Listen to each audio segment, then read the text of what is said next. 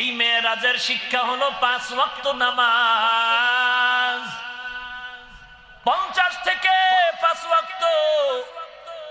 নবী মনটা ছোট, 5 ওয়াক্ত পেলাম 50-এর সওয়াব আমার উম্মতেরা বুঝি পাবে না। আল্লাহ বলেন, ও নবী উম্মতের জানায় দিয়েন, উম্মতেরা যদি আমার মোহাব্বতে 5 বেলার নামাজ যথা সময় আদায় করে নেয়, আমি আল্লাহ 5 ওয়াক্ত নামাজের বিনিময়ে 50-এরই পুরা সওয়াব দিয়ে দিব। মকুন সুসুতি নামাজে পাঞ্জেগানা ফাওয়াইলুল লিল মুসাল্লিনাল্লাযীনা মুমিনারা ইনামাজে ইমদাদে দা ইস্তাঈনু আয়াতে কুরআবাখা আয়াতে কদ আফলাহারা ইয়াদ কুন গৌর কুন্দর মানিয়াজ দিল সাদিকুন।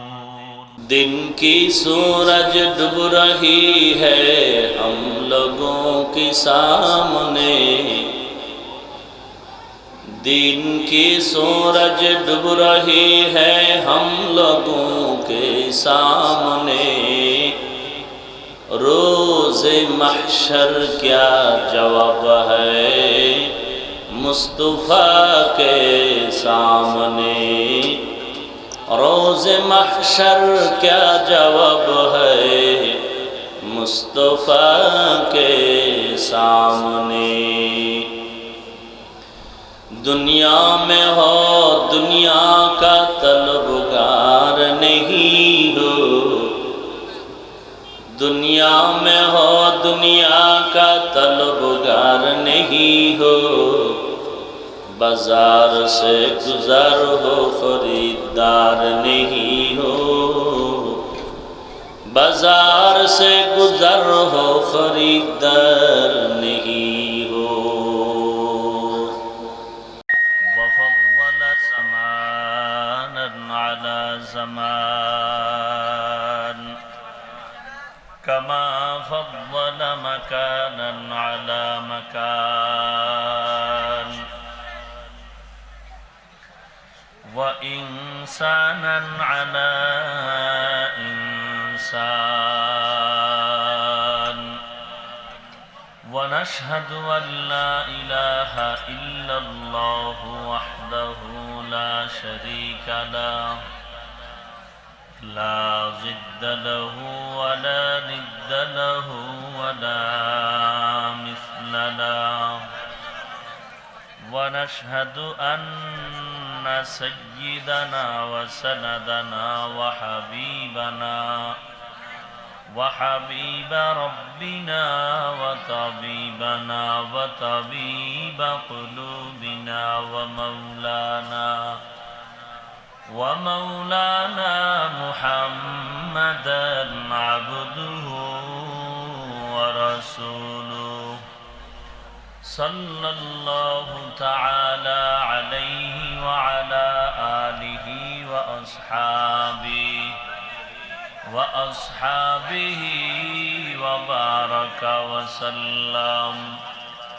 وبارك وسلم تسليما كثيرا الذي أرسله الله تعالى بالحق بشيرا ونذيرا وداعيا إلى الله بإذنه وسراجا منيرا أما بعد فأعوذ بالله من الشيطان الرجيم بسم الله الرحمن الرحيم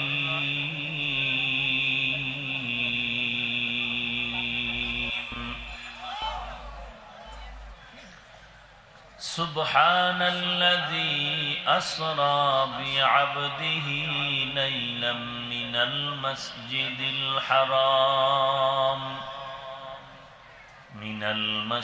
الحرام إلى المسجد الأقصى الذي باركنا حوله لنريه من آياتنا إنه هو السميع البصير.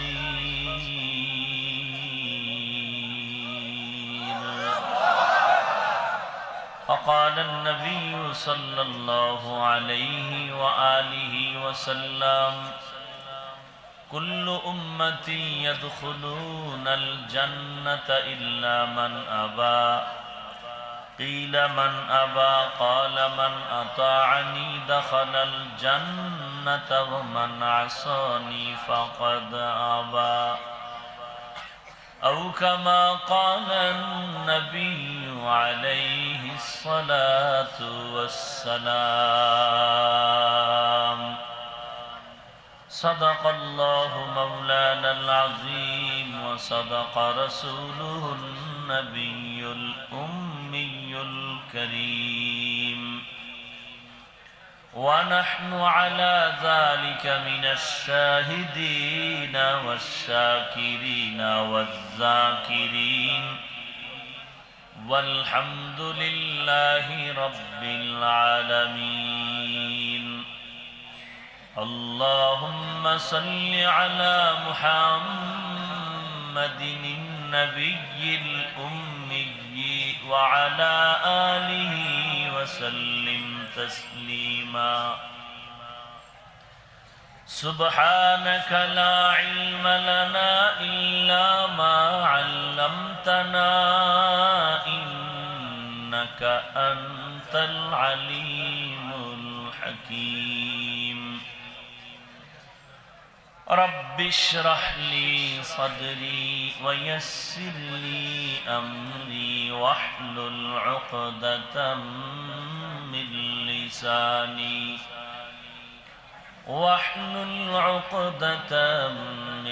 لساني يفقه قولي.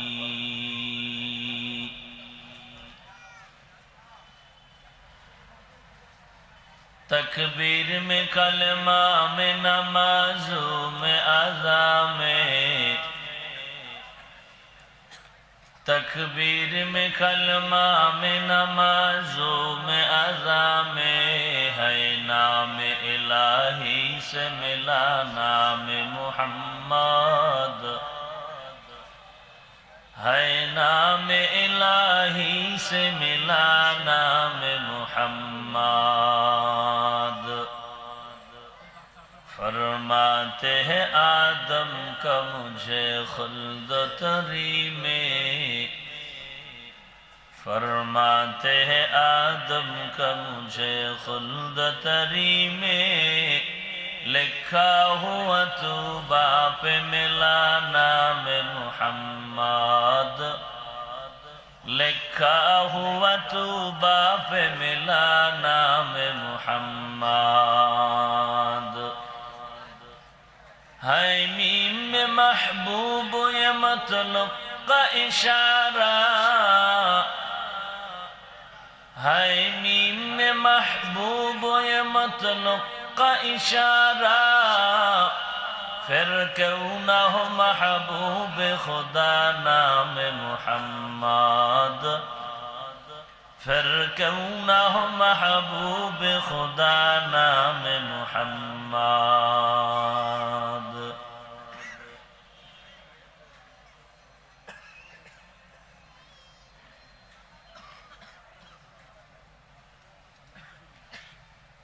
জাহানারা বেগম মহিলা মাদ্রাসা ও মাদ্রাসাতুত তারবিয়া আল ইসলামিয়া এর হাফেজ ছাত্রদের পাগড়ি প্রদান উপলক্ষে আয়োজিত ওয়াজ মাহফিল 10 এপ্রিল 2019 মহতী এ মাহফিলে উপস্থিত মুহতারাম সম্মানিত সভাপতি প্রধান অতিথি, বিশেষ অতিথিবৃন্দ, মুআজ্জাজ ও মুকাররম জাতির মাথার মুকুট ওরাসাতুল আম্বিয়া হযরত উলামায়ে কেরাম,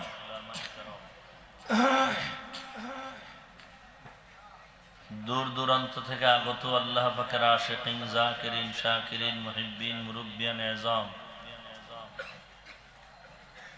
কলিজার টুকরা আমার সমবয়সী যুবক বন্ধুগণ, স্নেহের ছোট ভাই,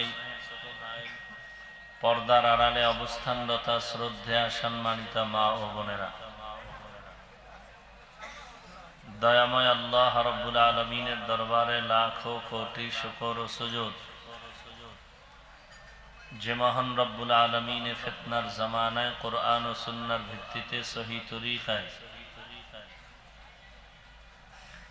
কিছু কথা বলার জন্য, শুনবার জন্য আমাদেরকে কবুল মঞ্জুর করেছেন। নেয়ামতের শুকর আদায়ার্থে মুসলমান হিসেবে ইমানের আওয়াজকে উঁচু করে এক আওয়াজে উচ্চ কণ্ঠে সকলেই কালিমাত শুকর উচ্চারণ করি, আলহামদুলিল্লাহ। লক্ষ কোটি দরুদ ও সালাম সৈয়দুল মুরসালিন, রহমাতুল লিল আলামিন, শফিউল মুজনিবিন, খাতামুন নবিয়্যিন, সৈয়দুস সাকালাইন, ইমামুল মুরসালিন, শফিউ আযম, রাসূল আকরাম, রহমত আলম, নবিয়ুল আরব আল আজম, হাবিব কিবরিয়া, আশরাফুল আম্বিয়া, সৈয়দুল আম্বিয়া, शफीअ महशर, साक़ी कौसर, आका इनामदार, मदीना का ताजदार, आफताब नबूवत, फ़ख्र मौजूदात, सय्यदुल मखलूक़ात, हज़रत मुहम्मदुर रसूलुल्लाह सल्लल्लाहु अलैहि व आलिहि वसल्लम रुपा। সর্বোপরি শুকর যাদের অক্লান্ত পরিশ্রমের মাধ্যমে আজ সুন্দর আয়োজন, এলাকার যুবক, বৃদ্ধ, ব্যবসায়ী, শ্রমিক, চাকরিজীবী, বিভিন্ন শ্রেণী পেশার মানুষ, জনপ্রতিনিধি, প্রশাসন, উলামায়ে হযরত, আইম্মায়ে মাসাজিদ, মাদ্রাসা কর্তৃপক্ষ সময়, পরামর্শ, অর্থ দিয়ে দোয়া করে উপস্থিত হয়ে এই আয়োজনের পেছনে সহযোগিতার হাত যারা বাড়িয়েছেন, প্রত্যেককেই আল্লাহ রাব্বুল আলামিনের খেদমতের বিনিময়ে দুনিয়ায় শান্তি, পরকালে চিরমুক্তির ব্যবস্থা করে দিন। সংক্ষিপ্ত কিছু কথা বলার নিয়তে কোরআনে হাকিমের সূরাতুস সুবহানের প্রথম আয়াতে কারিমা তিলাওয়াত করেছি। বিশ্ব নবী, শেষ নবী, মহানবী, শ্রেষ্ঠ নবী সাল্লাল্লাহু আলাইহি ওয়া আলিহি ওয়াসাল্লামের অসংখ্য অগণিত অমীয় বাণী, পবিত্র হাদিস শরীফের মধ্য থেকে একটি হাদিস পড়েছি। আয়াত হাদিসের আলোকে ইখলাস ও রুহানিয়াতের সমন্বয়ে আমার আপনার প্রয়োজনীয় কিছু কথা বলার মতো, আপনাদের শুনবার মতো হিম্মত, ধৈর্য, তৌফিক আল্লাহ পাক দান করুন, আমিন।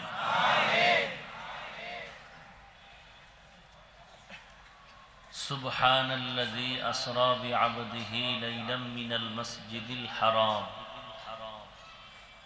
ইলাল মাসজিদিল আকসা। পবিত্র সত্তা যিনি ভ্রমণ করাইলেন তার প্রিয় বান্দাকে মসজিদে হারাম থেকে মসজিদে আকসা পর্যন্ত। আল্লাযী বারাকনা হাওলাহু লিনুরিয়াহু মিন আয়াতিনা, যেই বাইতুল মাকদিস আল্লাহর অপরিসীম বরকতের দ্বারা পরিবেষ্টিত, যাতে করে অবলোকন করতে পারেন আল্লাহর অপরিসীম কুদরতের নিদর্শন।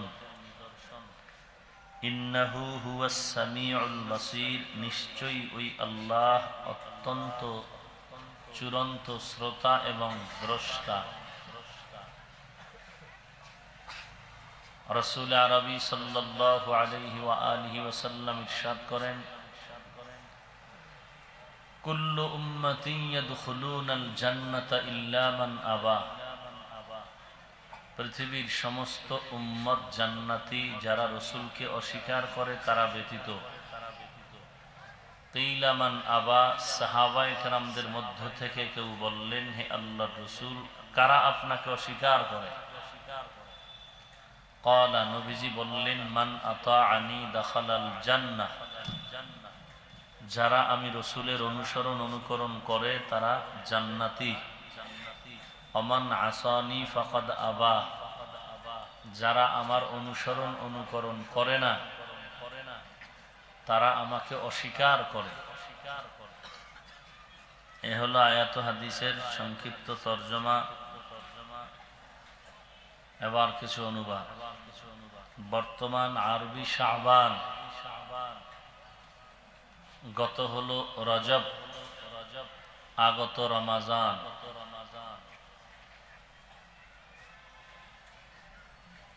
সবাই দিন রাত যার যার অবস্থান থেকে সে পরিকল্পনা নিয়ে সামনে আগাচ্ছে। কখন আসবে পহেলা এপ্রিল, কখন আসবে পহেলা বৈশাখ, আর কেউ কেউ কল্পনার সাগরে আগাচ্ছে কখন আসবে লাইলাতুল মেরাজ, লাইলাতুল বারাআত। যে যেমন তার অবস্থান, তার আন্দাজ, তার পরিকল্পনাটাও কি। সাহাবায়ে কেরামরা জান্নাতের টিকিট পাইছেন কয়জন? 10 জন সাহাবা। আশারায়ে মুবাশশারা, জান্নাতের ওপেন ঘোষণা পেলেন। আবু বকর, ওমর, ওসমান, আলী রাদিয়াল্লাহু আনহুম আজমাইন সহ। ইতিহাস পড়ো, সারাটা জিন্দেগি কান্না কান্না কান্না কান্না কান্না। আর তোমার কপাল কেমন ভালো, নিজেও কাঁদো না, কেউ কাঁদলেও সহ্য করে নিতে পারো না। চুপ থাকবি তাও না, উল্টা ইনজেকশন দেয়, কয় দেখ লজ্জা নাই কেমনে কাঁদে। শুধু কি তাই? কিছু বান্দা আছে কান্না আসে না, কান্নার বাহানা করতেছে। রসুল বলেন বাহানা করলেও সওয়াব। ওই বেদ্যবে কি বলে, দেখ দেখ চোখে পানি নাই, হুদাই কাঁদে। রসুল বলেন চোখে যদি পানি না আসে, পানি আনার বাহানা করো, তাতেও সওয়াব।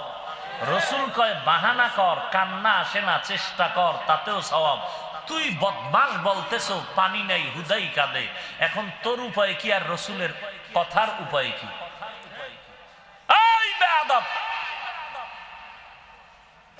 রসুল বলেন পানি আসে না, চেষ্টা করো, বাহানা করো, তাতেও সওয়াব। তুই বেয়াদব বলতেছ চোখে পানি নাই, হুদাই কাঁদে। তোর মতো বেয়াদবে বললেও কি, না বললেও কি। তুই যে টাটকা কপাল পোড়া, তোকে নতুন বয়ান দিয়ে বুঝাইতে হবে?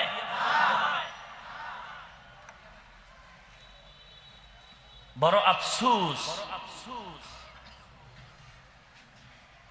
লাইলাতুল বারাআত একটা বরকতের রাত। এটা নিয়েও কত অ্যালার্জি।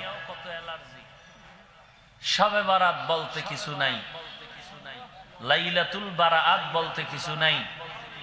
অথচ রসুলের স্পষ্ট হাদিস আছে, শাবানের 14 তারিখ, নিসফে মিন শাবান, যখন তোমাদের কাছে আসবে, কুমু লাইলাহা ওয়া সুমু ইয়াওমাহা, রাতে তোমরা ইবাদত করো, দিনের বেলা রোজা রাখো। তুমি যদি বলো হাদিসটা জয়ীফ, কথার কথা, তুমি যদি ঘুরায় টুরায় বলো হাদিসটা জয়ীফ, আমি তোমাকে প্রশ্ন করব, জয়ীফ মানে কি হাদিস না, না হাদিস? বর্ণনাকারীদের ব্যবধানের কারণে হাদিসের মান সহি, জয়ীফ, হাসান এগুলো হতে পারে, কিন্তু হাদিস তো জয়ীফ হলেও রসুলের কথা তো। যদি রসুলের কথা জয়ীফ হয়, আমলের জন্য সেটা মানলে বাধা দেওয়ার অধিকার কারো নাই। ওই বেচারা তো এই লাইলাতুল বারাআতকে উল্লেখ করে রাতের বেলা দুফোঁটা চোখের পানি ছাড়লেন, কাঁদলেন। তুমি বিরোধিতা করে তো কাঁদলা না, নামাজ পড়লা না, কি হলো তোমার? ওই বেচারার 2 ফোঁটা চোখের পানি তো জাহান্নাম হারাম করে দিতে পারে। তোমার বিরোধিতা করার কি মানি? কারণটা কি? এই বিষয়ে উম্মতের এত হার্ড লাইনে ধমক দেওয়ার মানেটা কি? ইমামে আজম আবু হানিফা রাহমাতুল্লাহ আলাইহির অনুসরণে আমরা যারা চলি, একেবারে গাছের শুকনো পাতা মনে করা উচিত নয়। এত মতবিরোধ কেন? আল্লাহ আমাদের সব ভাইকে হেদায়াত দান করুন। মোনাজাত দিয়ে দিব এখনই? তাহলে যে উঠা বসা করতেছে কারণ কি? গত সপ্তাহের মতো বৃষ্টি হওয়াটাই বরকত ছিল। তাহলে কপাল পরার মতো উঠে যাওয়ার মানেটা কি? কি কলিজায় আঘাত লাগতেছে কিছু? সমস্যা কি? আর উঠবেনই যদি, ঢুকলেন কেন? কানে ধরে ঢুকানো হয়েছে? উঠার ব্যারাম থাকলে ঢুকলেন কেন? আপনাদের জন্য তো বাহিরে মাইক লাগানো আছে। এই ব্যারামওয়ালাদের জন্য তো আমরা বাহিরে মাইক লাগাইছি না। খামোখাইডির ভাড়া দেওয়ার দরকার কি?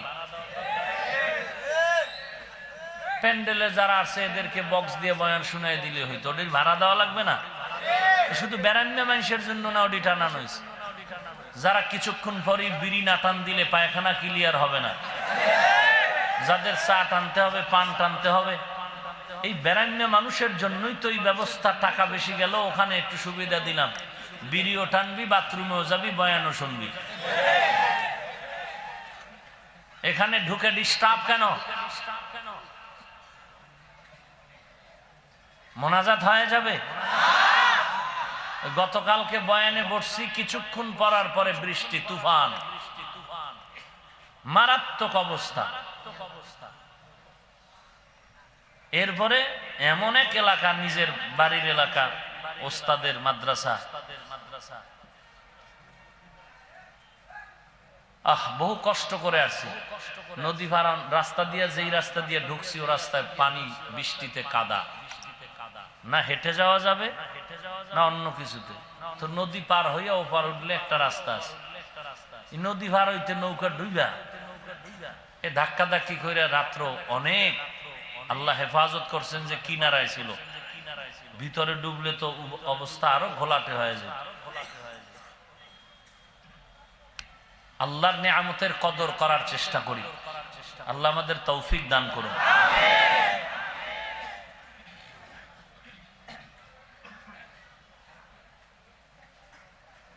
সর্বাঙ্গে ঘা ঔষধ দিব কোথা? ওয়াজে আসিয়াও শান্তি নেই। এশার নামাজ পড়ছে কিনা আল্লাহ ভালো জানে, ফজর পড়বে কিনা তাও আল্লাহ ভালো জানে। এরপরে মোবাইলের গজব নিয়ে তো ব্যস্ত, টাইম কাটাইতেছে। কি বলতেছি শুধু কানে বাড়ি লাগতেছে, ওয়াজ হইতেছে, কি বলতেছি তার কোনো খবরই নেই। সে মোবাইল নিয়ে ব্যস্ত।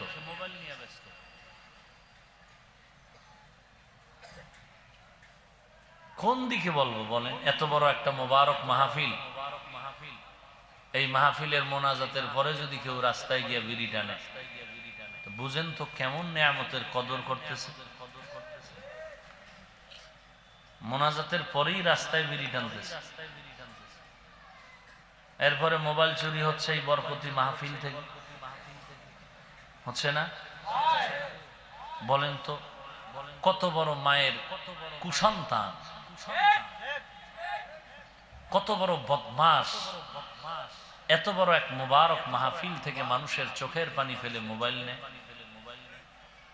কত বড় মানুষ রূপী হায়ওয়ান হলে এই অপরাধ করতে পারে।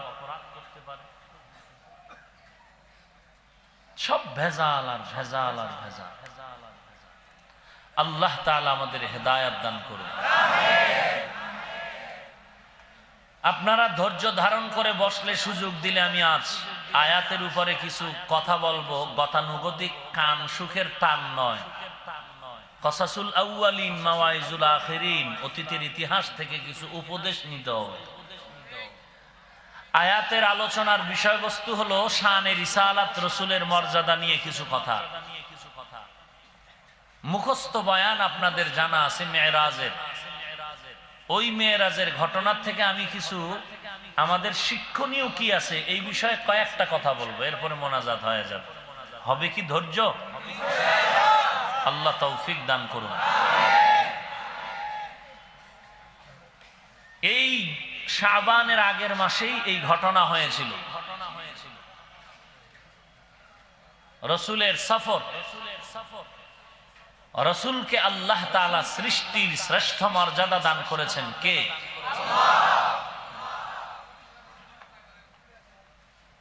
আমার রসুল সৃষ্টির শ্রেষ্ঠ, এ কথায় আপনাদের কোনো সন্দেহ? নবীজির সম্মান কে দিয়েছেন? কার মতো করে দিয়েছেন? আল্লাহর সমান উপরে? হ্যাঁ, কি ঈসা নবীর মতো, মুসা নবীর মতো, ইব্রাহিম নবীর মতো, আপনাদের কোন পীর সাহেবের মতো? নবীজির সম্মান কত, এর কোনো তুলনা। নবীজির তুলনা নবী নিজেই, নবীর তুলনা নবী নিজেই। নাকি বলবেন যে রসুলের মর্যাদা টেলিভিশনের বক্তার মতো? হ্যাঁ, বলে কিভাবে? বলে টেলিভিশনের বক্তা একই সময় ঘরে ঘরে যেমন উপস্থিত হয়ে বয়ান দিতে পারে, আমার রসুল মদিনার থেকে এই স্টেজে আসতে পারবে না কেন? এটা কোরআন শরীফের কত নাম্বার আয়াতের ব্যাখ্যা? কোরআনের না মন গড়া? ভালো করে বুঝে নিন। রসুলের সৃষ্টির শ্রেষ্ঠ মর্যাদা কে দিয়েছেন? আল্লাহ নবীকে এত মর্যাদা দিলেন, কি কারণে দিয়েছেন? এই কারণগুলো কি কোথাও লিপিবদ্ধ আছে, না ঘুমের ঘরে পেতে হবে? আছে? বলেন তো কোথায় আছে? কোরআন এবং হাদিসের মধ্যে আছে। আছে না নাই? নাকি আপনাদের ধারণা যে এটা স্বপ্নে পাওয়া? আছে কোরআনে। নবীজির সম্মান এত কেন, কেনর জবাব আছে কোরআনে, আছে রসুলের হাদিসে। অতএব এখান থেকে একটা উপদেশ আমরা নিয়ে যাব, রসুলের মর্যাদার কেউ যদি বয়ান দিতে চায়, তার প্রথম পদ্ধতি হতে হবে এক হাতে কোরআন আর এক হাতে থাকবে হাদিস। রসুলের মর্যাদার বয়ান দিতে গিয়ে কোরআন নাও হাদিস নাও, মন গড়া কোনো যুক্তি দিয়ে রসুলের সম্মান হবে না, হবে অপমান। মন গড়া যুক্তি দিছে না? কথা বলেন না কেন?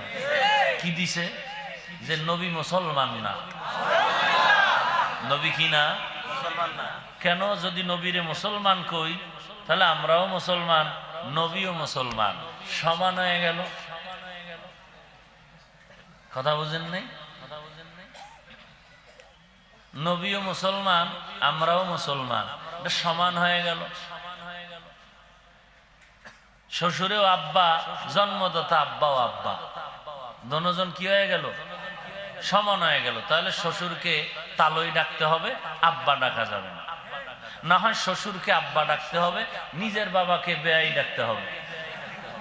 এমন জুতার বাড়ি দরকার এই বদমাশগুলোকে।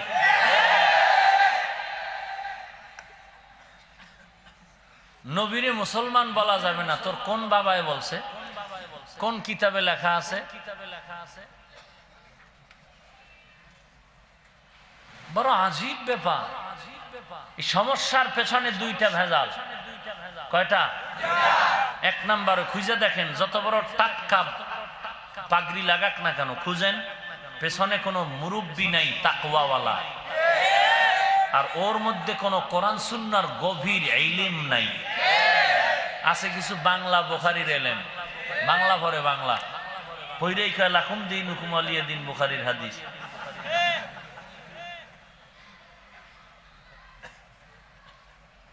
তো আছে না কিছু বাংলা পণ্ডিত? আরে সর্বনাশ, এই বাংলা পণ্ডিতদের কাছে এখন আলেম ওলামা এটা তুলার মতো দাম নাই। দেখলেই চোখ বাঁকা করে ফেলে। ধুর, আলেম ওলামা বাদ দাও, শুধু ফতুয়াবাজি করে দেশটারে শেষ করলো। ভালো করে বুঝো, রাহমাতুল লিল আলামিনকে আল্লাহ এত সম্মান দান করেছেন। আমার নবীর সম্মান কত বলে টেলিভিশনের বক্তার মতো না, না। ভালো করে মনে রাখবেন, বিদ্যুতের বাতি যেখানে রেডি আছে ওখানে হারিকেনের কোন যৌক্তিকতা আছে? যেখানে বিদ্যুতের বাতি রেডি আছে ওখানে হারিকেনের কোনো প্রয়োজনীয়তা নাই। যেখানে পানি রেডি আছে ওখানে কোনো তায়াম্মুমের কোনো প্রয়োজনীয়তা নাই। ভালো করে বুঝরে মুসলমান, যেখানে বিদ্যুতের বাতি রেডি আছে ওখানে হারিকেনের যেমন কোনো প্রয়োজন নাই। যেখানে পানি রেডি আছে ওখানে তায়াম্মুমের কোনো প্রয়োজনীয়তা নাই। ঠিক ভালো করে মনে রাখবা, যেখানে কোরআন হাদিসের দলিল মওজুদ আছে ওখানে মন গড়া যুক্তি দেওয়ার কোনো সুযোগ নাই। ইলমে রায়ে জাজু করদান বেহিসাব, খলকে রাদাদান জবাবে বা সওয়াব, হক না দারদ দোস্তে খলকা জারেরা, নিস্তে ই খাসলত কে দিনদারেরা। অতএব নবীজির শানের বয়ান যদি করতে চাও, এক হাতে আল্লাহর কোরআন নাও, আর এক হাতে নবীর হাদিস নিয়ে বয়ান করো।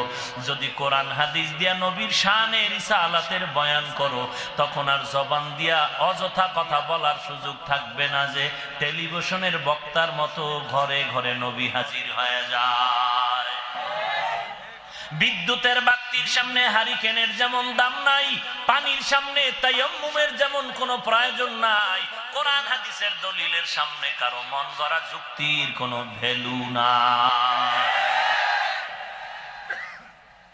কোরআন শরীফ আর হাদিস শরীফ না পড়লে সে তো বলবেই নবীকে মুসলমান বললে আমাদের মতো সমান হয়ে যায়। আল্লাহ আমাদের হেদায়েত দান করুন। রসুলের জিন্দেগির জীবনে দুটো সফর হয়েছিল, খুব দামি সফর, একটা সুখের আর একটা দুঃখের। দুই সফরের সফর সঙ্গী সাথী দুইজন। দুঃখের সফর মক্কা থেকে শুরু, মদিনা পর্যন্ত সাথী হযরত আবু বকর সিদ্দিক রাদিয়াল্লাহু তাআলা আনহু।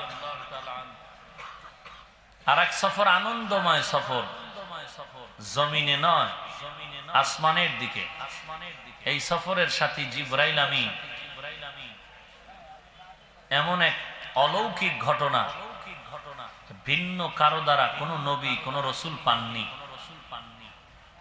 এই মর্যাদা দিয়েছেন আমার আল্লাহ আমার রসুলকে। এই সফর হয়েছিল রাতের বেলা। সাত আসমান সব ঘুরায় আবার রাতের শেষ অংশে রসুলকে পৌঁছায় দিলেন। এটা আমি আধা মিনিটে যেমন বললাম, চিন্তা করলে জিন্দেগি শেষ হবে, এর পুরা সমাধানটা দিলের মধ্যে চলে আসবে না। এটা কিভাবে সম্ভব? হ্যাঁ, এখান থেকে প্রথম আসমান 500 বছরের দূরত্ব, আর সেটা যদি পুরা প্রথম নয়, সব ঘুরে আরশ কুরসি লৌহ কলম সবগুলো রসুলকে আল্লাহ দেখায় রাতের সামান্য সময় আবার জায়গায় পৌঁছায় নিয়ে গেল। কিভাবে সম্ভব? আল্লাহ একটা শব্দ দিয়া জবাব দিলেন, সুবহান, পবিত্র সত্তা যিনি, তার জন্য সম্ভব। 20 বছর আগে 50 বছর আগে এদেশের মুরব্বীরা ভালো করে জানেন, যারা হজে যাইতেন কিভাবে যাইতেন? জাহাজ, স্টিমার, একদিনে 1 মাস 2 মাস 2.5 মাস 3 মাসের কাছাকাছি। ওই সময় যদি আমি একটা বয়ান দিতে পারতাম যে কিসের 2.5 মাস আর 1.5 মাস, মিয়া 6 ঘন্টায় ধাক্কা দিয়ে চলে আসবো মক্কায়, কেমন ফিডার আছে ওই সময় আমি খাইতাম। হ্যাঁ, যে মোল্লারে ধর আর তার মার ছিঁড়ে গেছে, 3 মাস লাগায় যাইতে পারি না, বলে 6 ঘন্টায় যাইব, এরে ফিডাইলো সওয়াব। কথা বুঝেন নাই? কিন্তু এখন তো বাস্তবায় হয়ে এলো কিনা? তারা জীবনও কি কল্পনা করেছে? কথা বলেন, কার দ্বারাই কুদরত কার? সুবহানাল্লাযী আসরা বিআবদিহি লাইলাম মিনাল মাসজিদিল হারাম ইলাল মাসজিদিল আকসাল্লাযী বারাকনা হাওলাহু লিনুরিয়াহু মিন আয়াতিনা ইন্নাহু হুয়াস সামিউল বাসীর।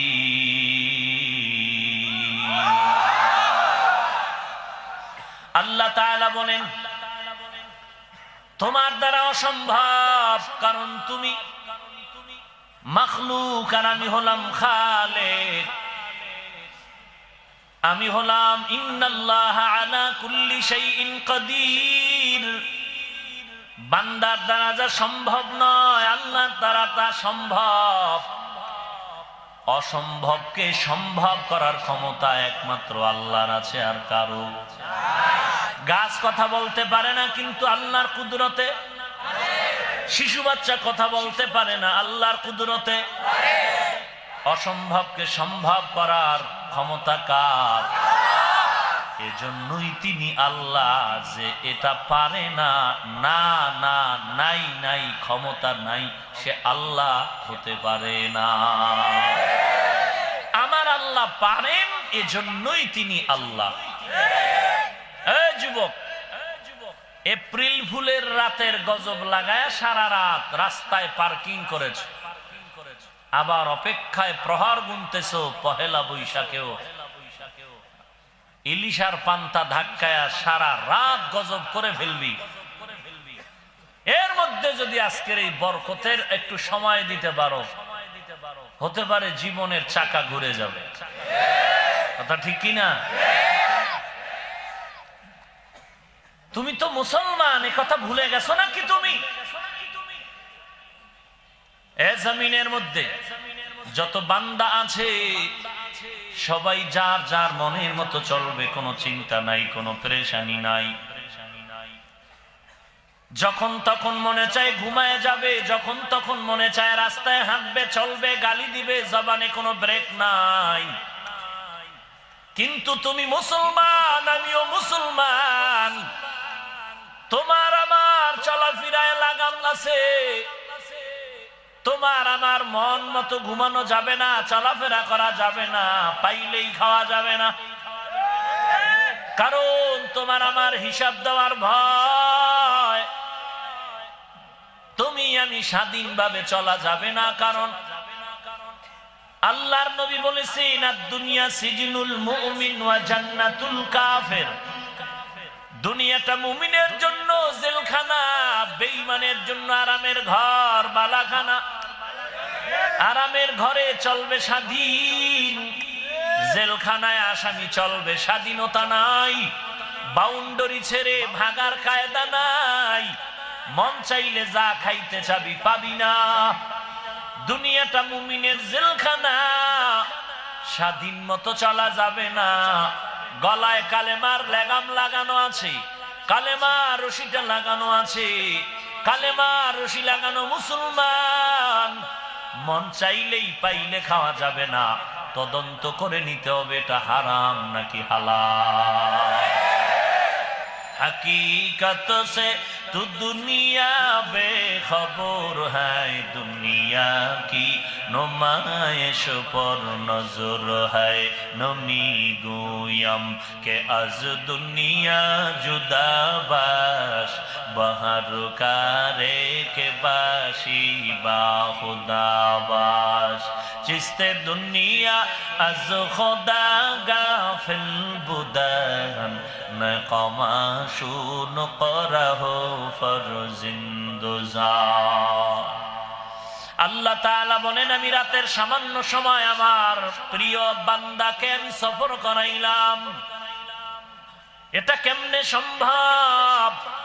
বলে, আমি সুবহান, আমার জন্য সম্ভব। এই সফর আনন্দময় সফর। দিনে হয়েছিল না রাতের বেলা? কক্সবাজার আমরা দেখতে যাই, দর্শনীয় স্থান। দিনে দেখি না রাতে দেখি? দিনের বেলা সেন্ট মার্টিন যায় বাঙালি, দিনের বেলা ঘুরে ঘুরে দেখে দর্শনীয় জায়গা, রাতের বেলা ঘুমায়। বিভিন্ন পৃথিবীর দর্শনীয় জায়গায় গুলো মানুষ টুরিস্টে যায়, দিনের বেলা ঘুরে ঘুরে দেখে আর সেলফি তুলে ক্যামেরা করে, আর রাতের বেলা ঘুমায় যায়। আল্লাহ তাআলা তার প্রিয় হাবিব অনেক অলৌকিক অনেক কিছু আল্লাহ কুদরতি ভাবে দেখাবেন। তাহলে দিনের বেলা নেওয়াটাই তো যুক্তিযুক্ত ছিল, কিন্তু না, রাতের বেলা কেন নিয়েছেন?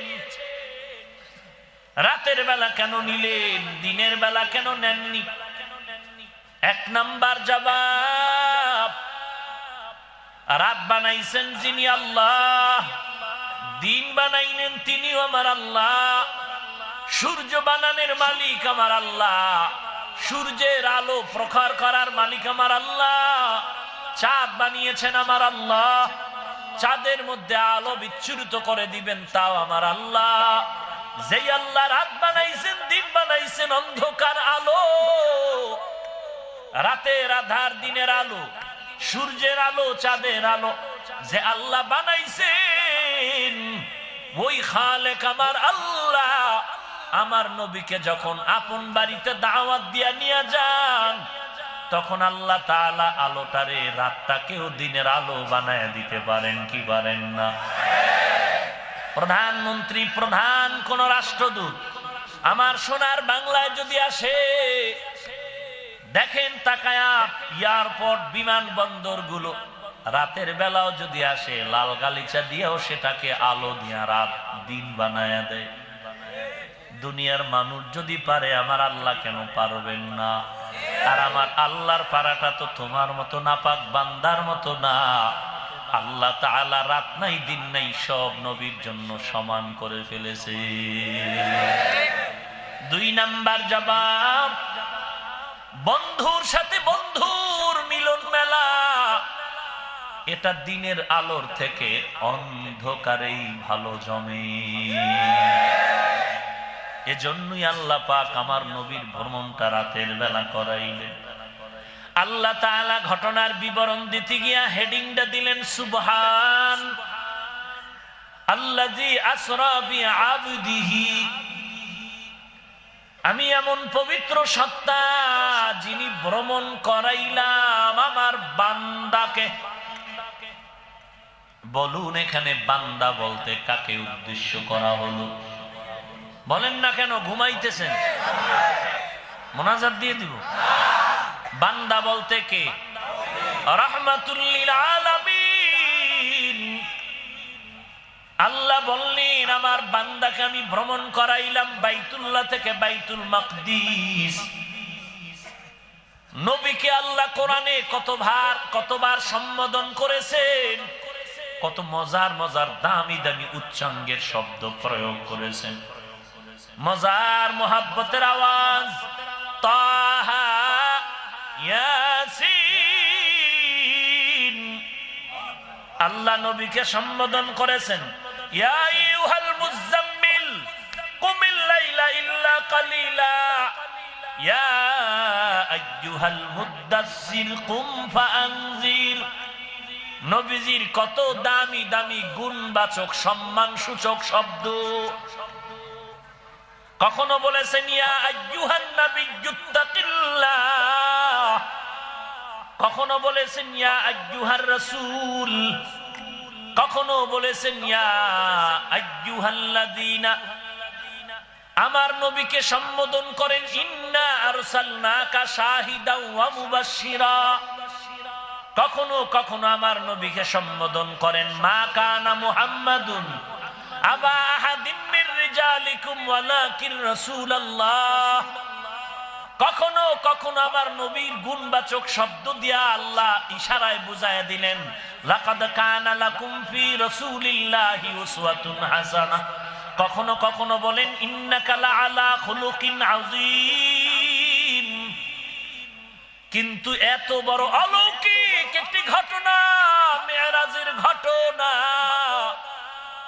যেটা কল্পনার সাগরেও বোধগম্য নয়, ওই ক্ষেত্রে নবীকে আল্লাহ এমন একটা শব্দ বললেন যেটা সাধারণ, বান্দা বললেন। যেই বান্দা, আমরাও আল্লাহর বান্দা, নবীকেও বললেন বান্দা।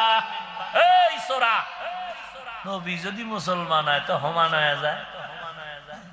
আল্লাহ বলেন, কুল ইয়া ইবাদিয়াল্লাযীনা আসরাফু আলা আনফুসিহিম লা তাকনাতু মির রাহমাতিল্লাহ ইন্নাল্লাহা ইয়াগফিরুয যুনুবা জামিআ ইন্নাহু হুয়াল গফুরুর রহিম।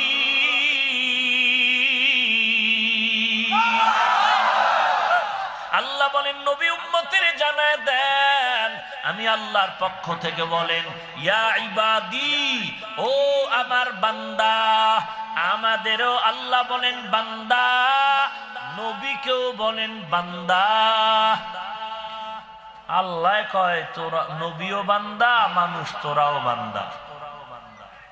টাটকা শিরিক হয়ে গেল না, তার সেরার মতো।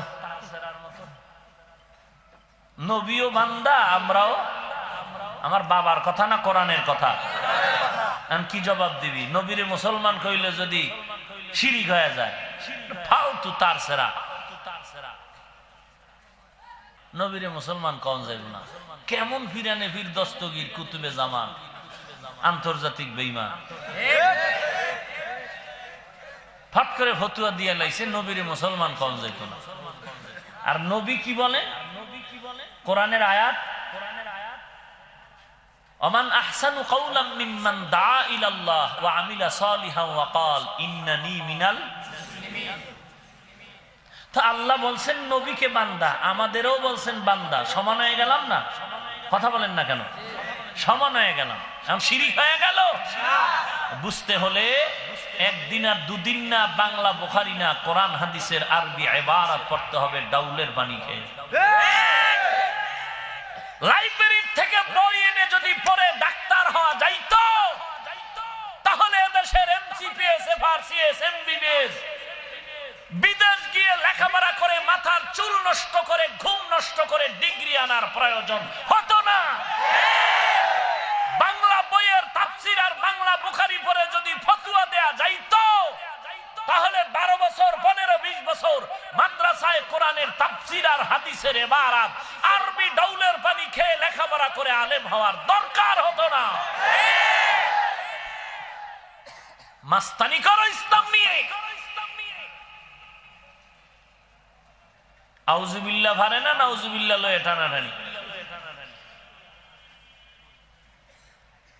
আল্লাহ হেদায়েত দান করুন, বলেন আমিন। অন্যের দিকে নজর না করে নিজের দিকে আগে হেদায়েতের দোয়া করবেন। আমি কি ভালো নাকি? আমার টুপিদারি সব ঠিক আছে, কিন্তু আরেকজন আর ভালো দেখতে পারি না, কবিরা গুনাহ। নিজেরে খুব বড় মনে করি, কবিরা গুনাহ। অন্যের সমালোচনা করি, কবিরা গুনাহ। তো আমাকে আগে জাহান্নাম থেকে বাঁচাতে হবে, এরপরে আমার আহাল, এরপরে উম্মত। উম্মত 1 নম্বরে না, 3 নম্বর। 1 নম্বরে আমি, 2 নম্বরে আমার আহাল, 3 নম্বরে উম্মত। এখন নিজেরটাও বাদ দিয়া, আহাল বাদ দিয়া উম্মত নিয়ে দৌড়াচ্ছে। বিপ্লব করবে, বিপ্লব। ফজর পড়বেন ইনশাআল্লাহ? এই যুবকরা পড়বা?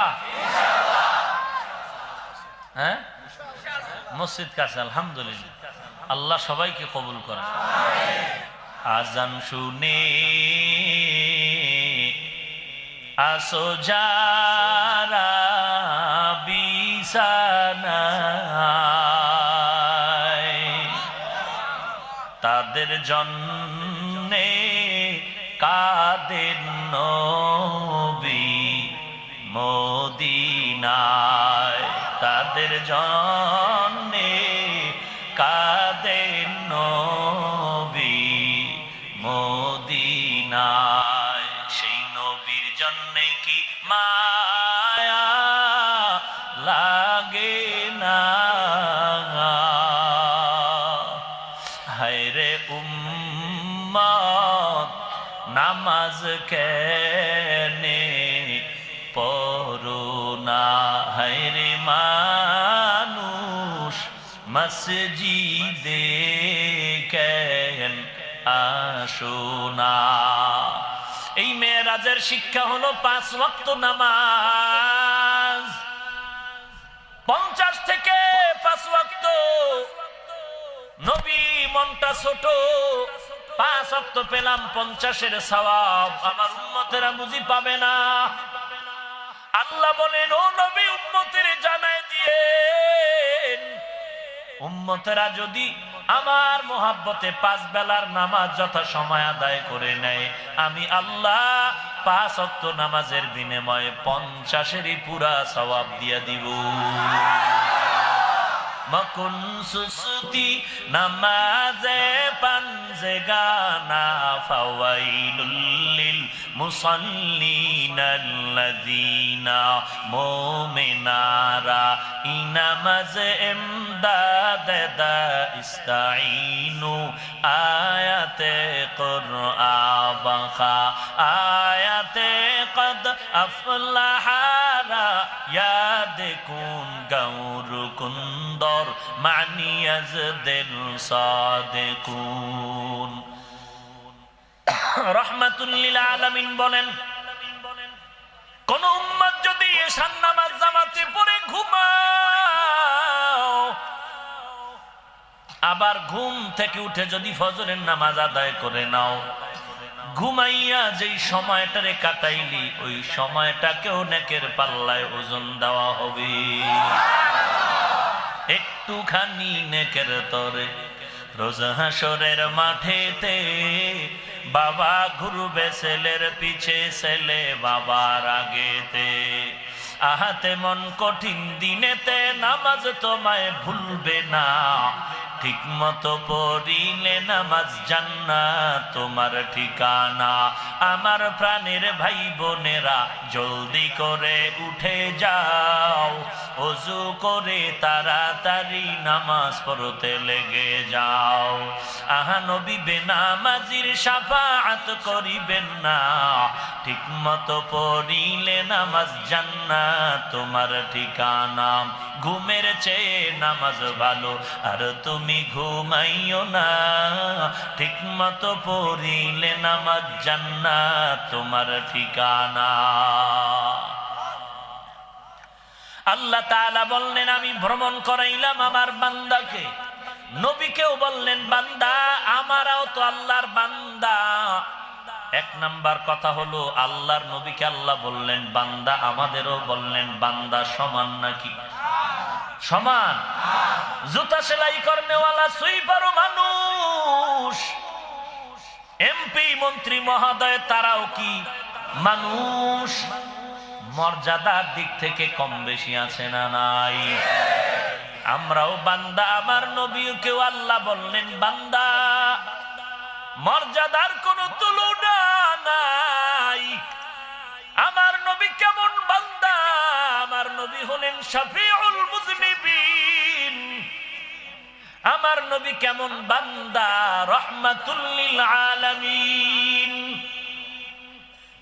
আল্লাহ এখানে অন্য কোন দামি শব্দ না বলে বান্দা বললেন কেন? 1 নাম্বার জবাব, ঈসা নবীকে ভালোবাসতে গিয়া উম্মতেরা অ্যাডভান্স হয়ে বলেছিল ঈসা নবীর যেহেতু কোনো বাবা নাই সেহেতু আল্লাহ তার বাবা।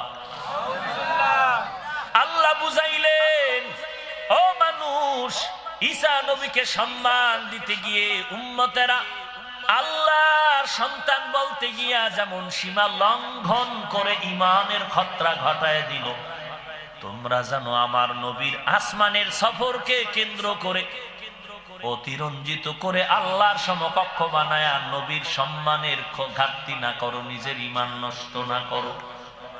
জুলাইখা মহিলাদেরকে 2 সারিতে বসাইয়া ফল কাটার ছুরি দিয়া ফল দিয়া কয়, দাঁড়াও, বসে থাকো, আমি কোন ইউসুফের পাগল, ওই ইউসুফকে নিয়ে যখন তোমাদের মাঝখান দিয়ে যাব, অর্ডার দিলে তখন ফল কাটবি রে, শহরের মন্ত্রীদের স্ত্রীরা শোন। জুলাইখা মহিলাদের হাতে ফল আর ছুরি দিয়া রেডি করে রাখলো, সারিবদ্ধ মহিলার অবস্থা। সবাই অপেক্ষা আছে কোন ছেলেটার জন্য জুলাইখা এত পাগল হয়ে গেল। ইউসুফ নবীরে সাজাইয়া যখন মহিলাদের শাড়ির মধ্য দিয়া নিয়ে যায়, দুপার্শ্বে মহিলাদের লাইন, মাঝখান দিয়া জুলাইখা ইউসুফ নবীকে সাজায় পড়ায় যখন নিয়ে যায়, অর্ডার করলেন তাকায় দেখ এই যুবকের জন্য আমি বড় পাগল ছিলাম, তোরা দেখ আর তোদের হাতের দেয়া ফলটা কেটে কেটে খাও। ইতিহাস জ্বলন্ত তার সাক্ষী, কোরআনের আয়াত। মহিলারা ইউসুফ নবীর দিকে এমন অপলক দৃষ্টিতে তাকিয়েছেন, ইউসুফ নবী চলে যাওয়ার পরেও তাদের নজরটা আর ফিরাতে সক্ষম হয়নি। এমন এক অকল্পনীয় সাগরে পড়ে গেল, ধ্যান করতেছিল, এদিক দিয়া ফল কাটার পরিবর্তে তাকায় দেখে হাতের কবজা কেটে ফেলেছে। শনিদা কায় বুয়া তুমানন্দ দিদা তোরা দিদা ওয়া ইউসুফ রশনিদা। ইউসুফ নবীর চেহারা দেখে পাগলের মতো হয়ে ফল কাইটা তারা জবান দিয়ে একটা কথা বলেছিল, মা হাযা বাশারা ইল্লা মালাকুন কারীম। এটা মানুষ না, মানুষ না, এটা ফেরেশতা। সম্মান বুঝাইতে গিয়া বলল, মা হাযা বাশারা, এটা মানুষ না, এটা একজন দামি ফেরেশতা। জানা থাকলে বলেন মানুষের মর্যাদা বেশি নাকি নূরের তৈরি ফেরেশতার মর্যাদা বেশি? সবাই একমত, নূরের তৈরি ফেরেশতা দামি না, মাটির তৈরি মানুষের অনেক দাম। কিন্তু ফেরেশতা বইলা সম্মান কমাইলো নাকি বাড়াইলো? ইউসুফ নবীরে মানুষ না কইয়া ফেরেশতা কওনে সম্মান কমলো নাকি বাড়লো? বাড়লো, কমলো? মুখের কণ্ঠ কুকিল, কুকিলের দাম বেশি না মানুষের দাম বেশি? কুকিলের সাথে তুলনা করে তো দাম গভীর ভাবে নজর করলে মনে হয় কমিয়েছে। মুমিন ইউসুফ নবীর দিকে নজর করে সম্মানের যে আওয়াজ দিল, সম্মান হয় নাই, হয়েছে অপমান। কারণটা কি? নবীর সম্মান দেওয়ার জন্য যে ইলমের জ্ঞানের দরকার, সে ইলম ও জ্ঞান তাদের মধ্যে ছিল না। আমরা অনেকে নবীর সম্মান দিতে গিয়ে করি অপমান। কেন? নবীর সম্মান মর্যাদা যেই মাপকাঠিতে দিতে হবে, সেই কোরআন হাদিসের ইলম তার কাছে না। ভাইরা আমার, আল্লাহর নবীকে আল্লাহ বান্দা বলে একটা ইশারা দিলেন, তোমরা আমার বান্দা বলার কারণ ঈসা নবীর মতো তোমরা যেন অতিরঞ্জিত করে না ফেলো। কারণ বান্দাকে, বান্দা তো তিনি হবে যার মধ্যে দেহ আছে রুহু আছে, দোনোটার সমন্বয়ের নাম বান্দা। দেহ আছে রুহু নাই, এটা মানুষ না বলে মানুষের লাশ। দেহ আছে রুহু মোবারক আছে, দোনোটার সংমিশ্রণে বান্দা। আর বান্দা হলো আব্দ, আল্লাহ হলেন মাবুদ। আব্দ আর মাবুদ কোনদিন এক হতে পারে না। এ কারণে আমার আল্লাহ আর আমার রহমাতুল লিল আলামিন নবী কোনদিন এক হতে পারে না।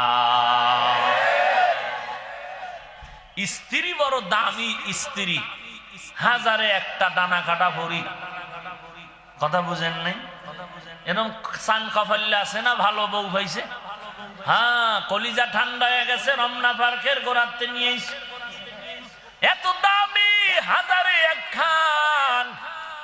মায়ের সামনে দাঁড়ায় দাঁড়ায় স্ত্রীর গুণগান গাইতে থাকো, বাধা নাই। ইসলামেও বলে গুণগান গাও। স্ত্রীর হাসিটা কত মজার, চুলগুলো মজার, দেহ বডি ফিটনেস বড় মজার, কাম কত গুণের কাজ, এত সুন্দর এত গুণের আমার স্ত্রী।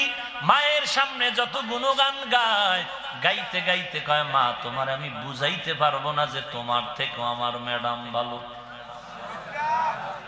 সম্মান রইল না অপমান? স্ত্রীর গুণগান গাও, কোনো বাধা নাই। তবে মনে রাখবা, মাপকাঠি থাকবে মায়ের নিচে, মায়ের উপরে উঠাইলেই অপমান। আল্লাহওয়ালার গুণগান যত গাও বাধা নাই বা গাইতে থাকো, কোরআনেও আছে গাওয়া, নবীর হাদিসেও আল্লাহওয়ালাদের গুণগান আছে গাও। তবে মনে রাখবা যতই গুণগান গাও একজন নিম্ন স্তরের সাহাবীর থেকেও দামি হবে না।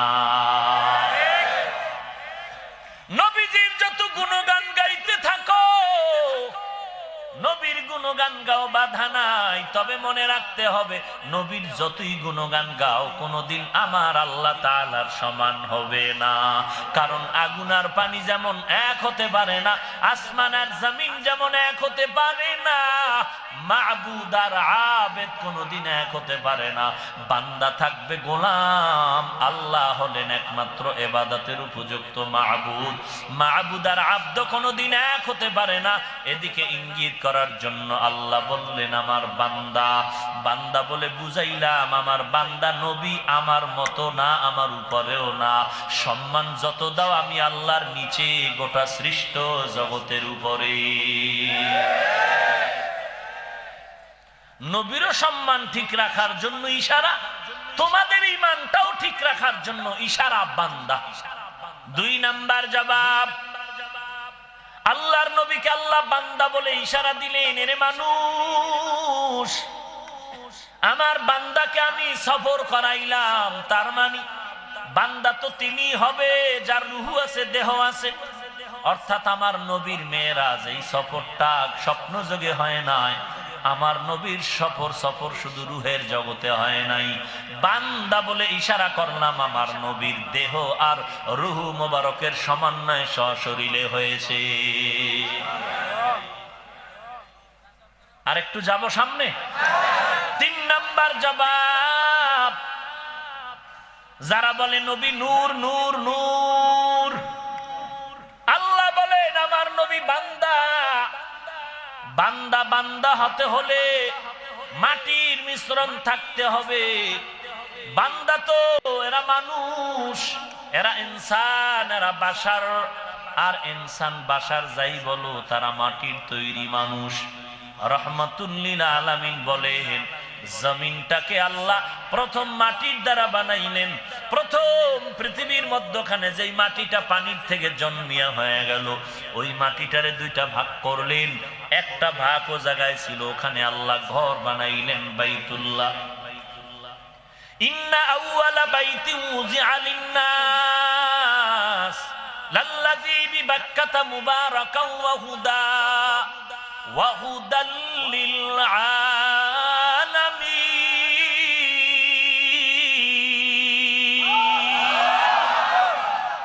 প্রথম ঘরের নাম বাইতুল্লাহ। মাটির 2 অংশের এক অংশে ঘর। নবী বলেন বাকি অংশটা কিছু দিয়া দিলেন এমন জায়গা যেটা হলো মদিনাতুল মুনাওয়ারা। আর মাটির বাকি অংশ দিয়া 3টা মানুষের আল্লাহ বানাইলেন। একজন আমি পয়গম্বর, আর একজন আবু বকর, আর একজন হযরত ওমর। নবীজির রূহ মুবারক নূর, দেহ মুবারক মাটি। তবে না, তোমার আমার দেওয়া মাটি না। নবীজির তুলনা তো আগেই বলেছি, নবীর তুলনা নবী নিজেই কোনো উদাহরণ নাই। উম্মতের দল ইটের ভাটায় যে ইটের মাটিটা লাগায় সেটা শোধন করে, ওটাও মাটি। এই বান্দা ভালো করে বুঝো, বাংলাদেশের মাটিও মাটি, মদিনার মাটিও মাটি। ব্যবধান আছে না নাই? এরে নবীর উম্মত, আপনার ভেতরেও রূহ আছে, নবীর মধ্যেও রূহ। নবীজির ভেতরে আছে রূহ মোবারক, নূরের তৈরি রূহ। ওয়ায়াসআলুনাকা আনির রূহ কুলির রূহু মিন আমরি রাব্বি। এটাও বাতি, এটাও বাতি, ওটাও বাতি, পাওয়ার সমান নেই। আলো আলো আলো সমান নেই, নাম সবই আলো। এখানে তাকায় দেখতেছি এটা কি? আলো। আলোর আরবি হলো নূর। এটা পুরাটাই কি আলো? এটা পুরা স্ট্রাকচার কি আলো? কয় না না, পাওয়ারটাকে বলি আলো, স্ট্রাকচার হলো কাচের দ্বারা বানানো। আলোটাকে বলি নূর। কয় পুরা বাতিটাই নূর? কয় না না, আলোটা নূর, বাতিটা হলো কাচের বানানো। নবীজির দেহ মোবারক মাটি, কিন্তু নবীর ভেতরে এমন এক পাওয়ারফুল রূহ মুবারক দান করেছেন, ওই রূহের এমন পাওয়ার যে মাটির দেহ মোবারক বিচ্ছুরিত হয়ে আলো বাহিরে গিয়া আম্মা জান আয়েশা বলেন অন্ধকার রুমটা আলোকিত হয়ে যেত। আপনি পাওয়ারই একটা টর্চ লাইট আঙ্গুলের মাঝে ধরেন, ধরার পরে দেখবেন আঙ্গুলটাও আলোতে বাহির থেকে আলোকিত হয়ে আছে, এদিক দাও আলো দেখা যায়নি, তার মানে আঙ্গুল আলো, আঙ্গুল আলোকিত হয়েছে। কিন্তু এটা আলোর দ্বারা সৃষ্টি না, এটা মাটির সৃষ্টি। আলো কেন বলে? আলাদা একটা গুণ লাগছে, পাওয়ার আলো। এরে নবীর উম্মতের দল আম্মা জান খাদিজাতুল কুবরা রাদিয়াল্লাহু তাআলা আনহা সফায়ে দৌড়ায়, মারওয়ায় দৌড়ায় ইসমাইলের পানির জন্য। হঠাৎ শুনে কে যেন ডাকতেছে, ঘুরে ঘুরে দেখে বাইতুল্লাহর কিনারায় গিয়া তাকায় দেখে একজন মানুষ দাঁড়ানো। হাজেরা ডাকলা কেন? আমাকে ডাকলেন কেন? বলে আমার ইসমাইল কান্না করে। কেন? বলে পানি পানি। বলে আপনি কে? বলে আনা জিব্রাইল। জিব্রাইলকে এখন হাজেরা দেখলেন ফিরিস্তার নূরের হালাতে না মানুষ। কথা বলেন না কেন? মানুষের সুরতে, তার মানে কি জিব্রাইল মানুষ? হ্যাঁ, জিব্রাইল মানুষ না, তার মূল হলো নূর। সুরত ধরেছে মানুষের। আমার রসুল হলেন বাশার, আমার রসুল হলেন ইনসান, আমার রসুল হলেন বান্দা। এখন তার ভিতরে আলোর গুণটা লেগে গেল, রূহের গুণ লেগে গেল, নূরের গুণটা লেগে গেল। তার মানে পুরা বডিটা নূরের তৈরি না। এরে নবীর উম্মতের দল, নবীর বডি মোবারক, দেহ মোবারক তৈরি হলো আল্লাহর নবীর এক হাদিস দ্বারা প্রমাণ, মাটির তৈরি। তবে তোমার আমার মতো বলা যাবে না, গুনাহ হবে। এরে নবীর উম্মতের দল, নবীর মর্যাদা গুণগান সীমানা নাই। আল্লাহ তাআলা ওদিকেও ইঙ্গিত করে বললেন আমার বান্দা। বান্দা মানি দেহ আছে, রূহ আছে। আর বান্দা মানি ফিরিস্তার মতো নূরের তৈরি না, জিনের মতো আগুনের তৈরি না। বান্দা যা দিয়া হয় তারই তৈরি। এরপরও যদি কেউ গায়ের জোরে নূর বলো, আমরা একটা গালিও দিব না, হিংসাও করব না। কিন্তু দুঃখ হলো তুমি আমারে কেন গালি দাও? আমি পাস করলি, তুমি মাথায় দিলাম, তুমি দাও বা অন্যটা দাও, গালি নাই, তুমি কেন আমারে গালি দাও? আমি কওমি মাদ্রাসায় পড়লাম, আলিয়ারে গালি দেই না, বলো তুমি কেন কওমিরে গালি দাও? যারা নবীরে আলিমুল গাইব বলে বয়ান করে, একটা গালিও দিলাম না, তোমরা কেন আমাকে গালি দাও? এরে নবীর উম্মতের দল, আল্লাহ তাআলা বললেন জিব্রাইল আমার নবী আজ মেহমান, আমি আল্লাহ মেজবান। জান্নাত থেকে একটা বোরাক নিয়ে বাইতুল্লাহে চলে যাও। হুয়া হুকুম जिब्राइल को यूं शेताब बुराक के जन्नत से कर इंतखाब सजा उसको जोर से तू ताबा पा फिर उसको तू काबा में ले करके जा। जिब्राइल अमीन बुराक निये चले आसलेन বাইতুল্লাহর কিনারায় রাহমাতুল লিল আলামিন। তিনটা জায়গায় মুফাসসিরিনে কেরাম উদ্ধৃত দিয়েছেন, তিন জায়গায় নবী ঘুমান্ত ছিলেন। কেউ লিখেছেন শিয়াবে আবু তালিবের মধ্যে ঘুমানো, কেউ লিখেছেন উম্মে হানি চাচাতো বোনের ঘরে ঘুমানো, কেউ লিখেছেন হাতিমে কাবা, ওখানে নবী ঘুমানো। চার কোণার যে কালো গিলাফের ঘরটা দেখেন, এটা কাবা। এর সাথে আপনারা বুক বরাবর দেখবেন আর একটা বাউন্ডারি লাগানো আছে, এর নাম হাতিমে কাবা। এটাও কিন্তু পুরাটাই বাইতুল্লাহর ঘরের দেওয়াল ছিল। নবীজির 30 বছর বয়সের সময় কুরাইশ বংশের লোকেরা বাইতুল্লাহ একেবারে জীর্ণ শীর্ণ হয়ে গেল, নতুন করে আবার নির্মাণ করবেন। ঘোষণা দিল হালাল টাকা দাও, জমা করো, ঘর উঠাবো বাইতুল্লাহ। নবীজির বয়স 30, টাকা উঠাইয়া যেই টাকা উঠলো দেখে পুরা এরিয়া নিয়ে দেওয়াল করা যাবে না। তখন তারা এই জায়গাটা বাদ দিয়া ঘরটা বানাইলেন। কিন্তু নবীর দিনের মধ্যে দুঃখ, আমার বাবা ইব্রাহিম যেই দেওয়াল এরিয়া নিয়ে করলেন ওইভাবে করা দরকার, কিন্তু আমি পারি না। আর আমার বয়স 30, আমি বললেও তো আমার কথা তারা মানবে না। মনের দুঃখটা নবী মনের মধ্যেই চেপে রাখলেন। ইন্তেকালের আগে আম্মা জান আয়েশা রাদিয়াল্লাহু আনহা কে বলে গেলেন, ও বিবি আয়েশা, আমার মনের দুঃখ বাইতুল্লাহ অংশ কিছু বাদ রয়ে গেল, ওটারে পুরো দেওয়ালের মধ্যে নিয়ে আসতে পারলে ভালো হতো, পারলাম না। আমানত রাখিও, যদি কোনোদিন সুযোগ হয়ে যায় চেষ্টা করো ভাই আমানত রক্ষা করার। নবীর বিদায় হয়ে গেল, 4 খলিফা বিদায়। খেলাফতের দায়িত্বে মুআবিয়া রাদিয়াল্লাহু তাআলা আন, এরপরে ইয়াজিদ। দ্বন্দ্ব শুরু হয়ে গেল। মদিনার দামি দামি সাহাবীরা মানলেন না, তাবিন নবেকে বসলেন, হবে না। এর মধ্যে আবু বকর সিদ্দিক রাদিয়াল্লাহু তাআলা আনহুর সন্তান নবীজির বিবি আয়েশা রাদিয়াল্লাহু আনহার বোন আসমা, তারও সন্তান আব্দুল্লাহ বিন জুবায়ের। যখন ইয়াজিদ ওখানে আছে সিরিয়ায়, এদিকে মদিনার দায়িত্ব আলাদাভাবে খণ্ড করে নিয়ে নিল আব্দুল্লাহ বিন জুবায়েরের দায়িত্ব।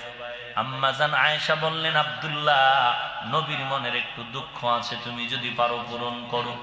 নবী বলে গেলেন, ইন্তেকালের আগে এই বাইতুল্লাহর যে হাতিমটা আছে, হাতিমে কাবা, এটা পুরা দেওয়াল করে ঘরটা বানানোর নিয়ত করেছিলেন নবী।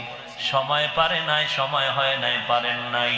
তুমি যদি পারো, তোমার হাতে দায়িত্বটা চলে আসে, তুমি যদি পারো পুরা এরিয়াটাকে দেওয়াল করে ঘর বানায়া দাও।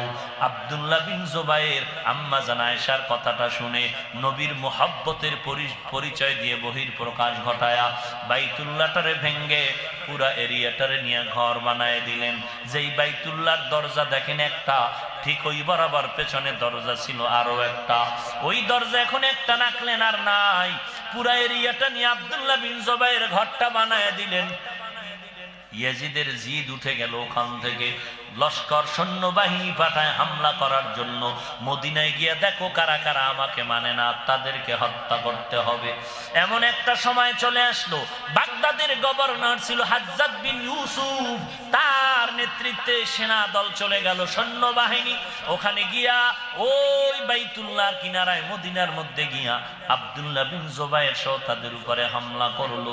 এমন ভাবে হামলা করে তাদের ফাঁসি দিয়া গাছের সাথে লাশটা ঝুলাইয়া রাখলো এই হাজ্জাজ বিন ইউসুফ। আর আব্দুল্লাহর বানানো নবীর সেই তামান্নার ঘর, চতুর্থ জায়গা নিয়ে 4 দেওয়ালের ঘর। হাজ্জাজ বিন ইউসুফ বলে, না না, আব্দুল্লাহ বিন জুবায়েরকে যেমন দাফন করেছি এই ঘরটারও ভেঙ্গে আগের মতো ঘর বানাবো। হাজ্জাজ বিন ইউসুফ আবার আব্দুল্লাহর নির্মাণাধীন ঘরটাকে ভেঙ্গে আগের মতো এই জায়গাটা আলাদা রাখিয়া বাকিটা 4 দেওয়ালের ঘর করলেন। হাজ্জাজ বিন ইউসুফ যেইভাবে বাইতুল্লাহটা করলো ওইভাবেই আজও পর্যন্ত দাঁড়ানো আছে। অনেকে বলেছিল না, এই পাপিষ্ট হাজ্জাজ বিন ইউসুফের বানানো ঘর রাখা যাবে না। সব মুরব্বীরা পরামর্শ দিলেন, খবরদার, আল্লাহর ঘর নিয়ে যদি এমন করে হয় আজমত নষ্ট হয়ে যাবে, ভক্তির মধ্যে ঘাটতি আসবে, করার দরকার নাই। এই বাইতুল্লাহটারে ভেঙ্গে নতুন করে নির্মাণ করা হয়েছে জীবনের ইতিহাসে 13 বার, আর মেরামত করা হয়েছে 1000 বার। 13 বার ভেঙে নতুন ঘর করা হয়েছে বাইতুল্লাহকে। কেন? লম্বা কারণ আছে প্রত্যেকটার পেছনে। ওই হাতিমে কাবার মধ্যে নবী ঘুমানো, কেউ বলেন শিয়াবে আবু তালিবের মধ্যে ঘুমানো, কেউ বলেন উম্মে হানি চাচাতো বোনের ঘরে ঘুমানো।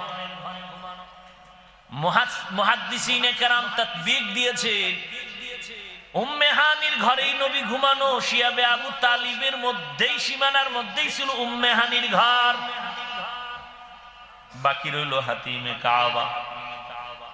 উম্মে হানির ঘরে জিব্রাইল আমিন আসছেন, ছাদের মাঝখান দিয়ে ছিদ্র বানায় জিব্রাইল ভেতরে ঢুকলেন, ডানাটা নবীজির কদমে লাগাইয়া দিলেন।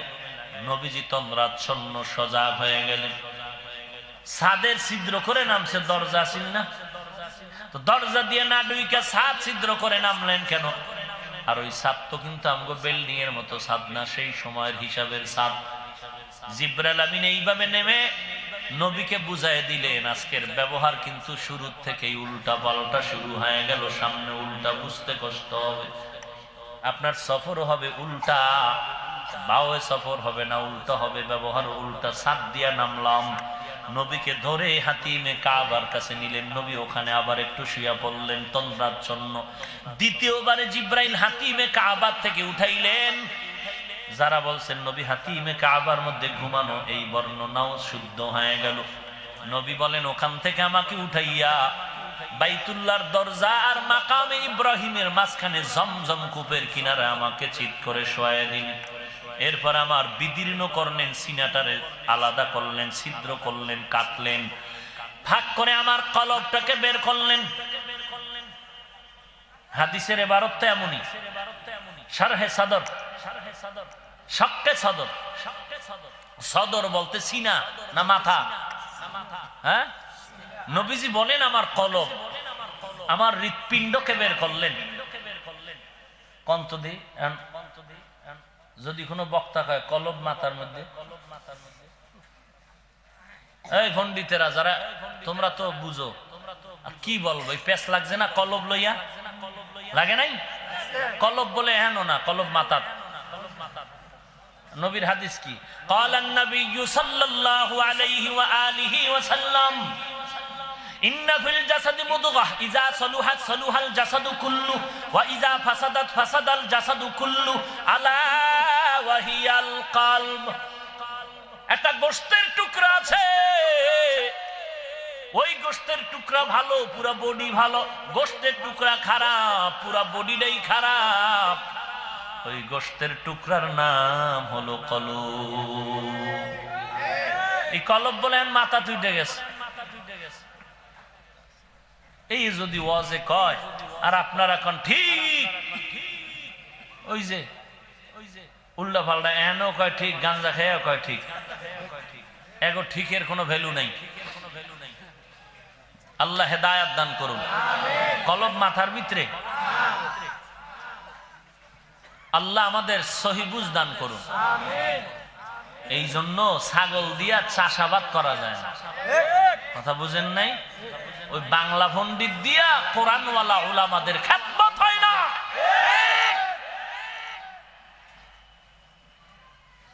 তার মাদ্রাসার দরকার কি? লাইব্রেরিতে কিতাব আছে বাংলা, যারা বাংলা পড়তে পারেন, বুখারীর বাংলা আছে, কোরআনের তাফসীর আছে, পড়ো। হ্যাঁ, তোমরা সেই সুযোগও খুঁজতেছো।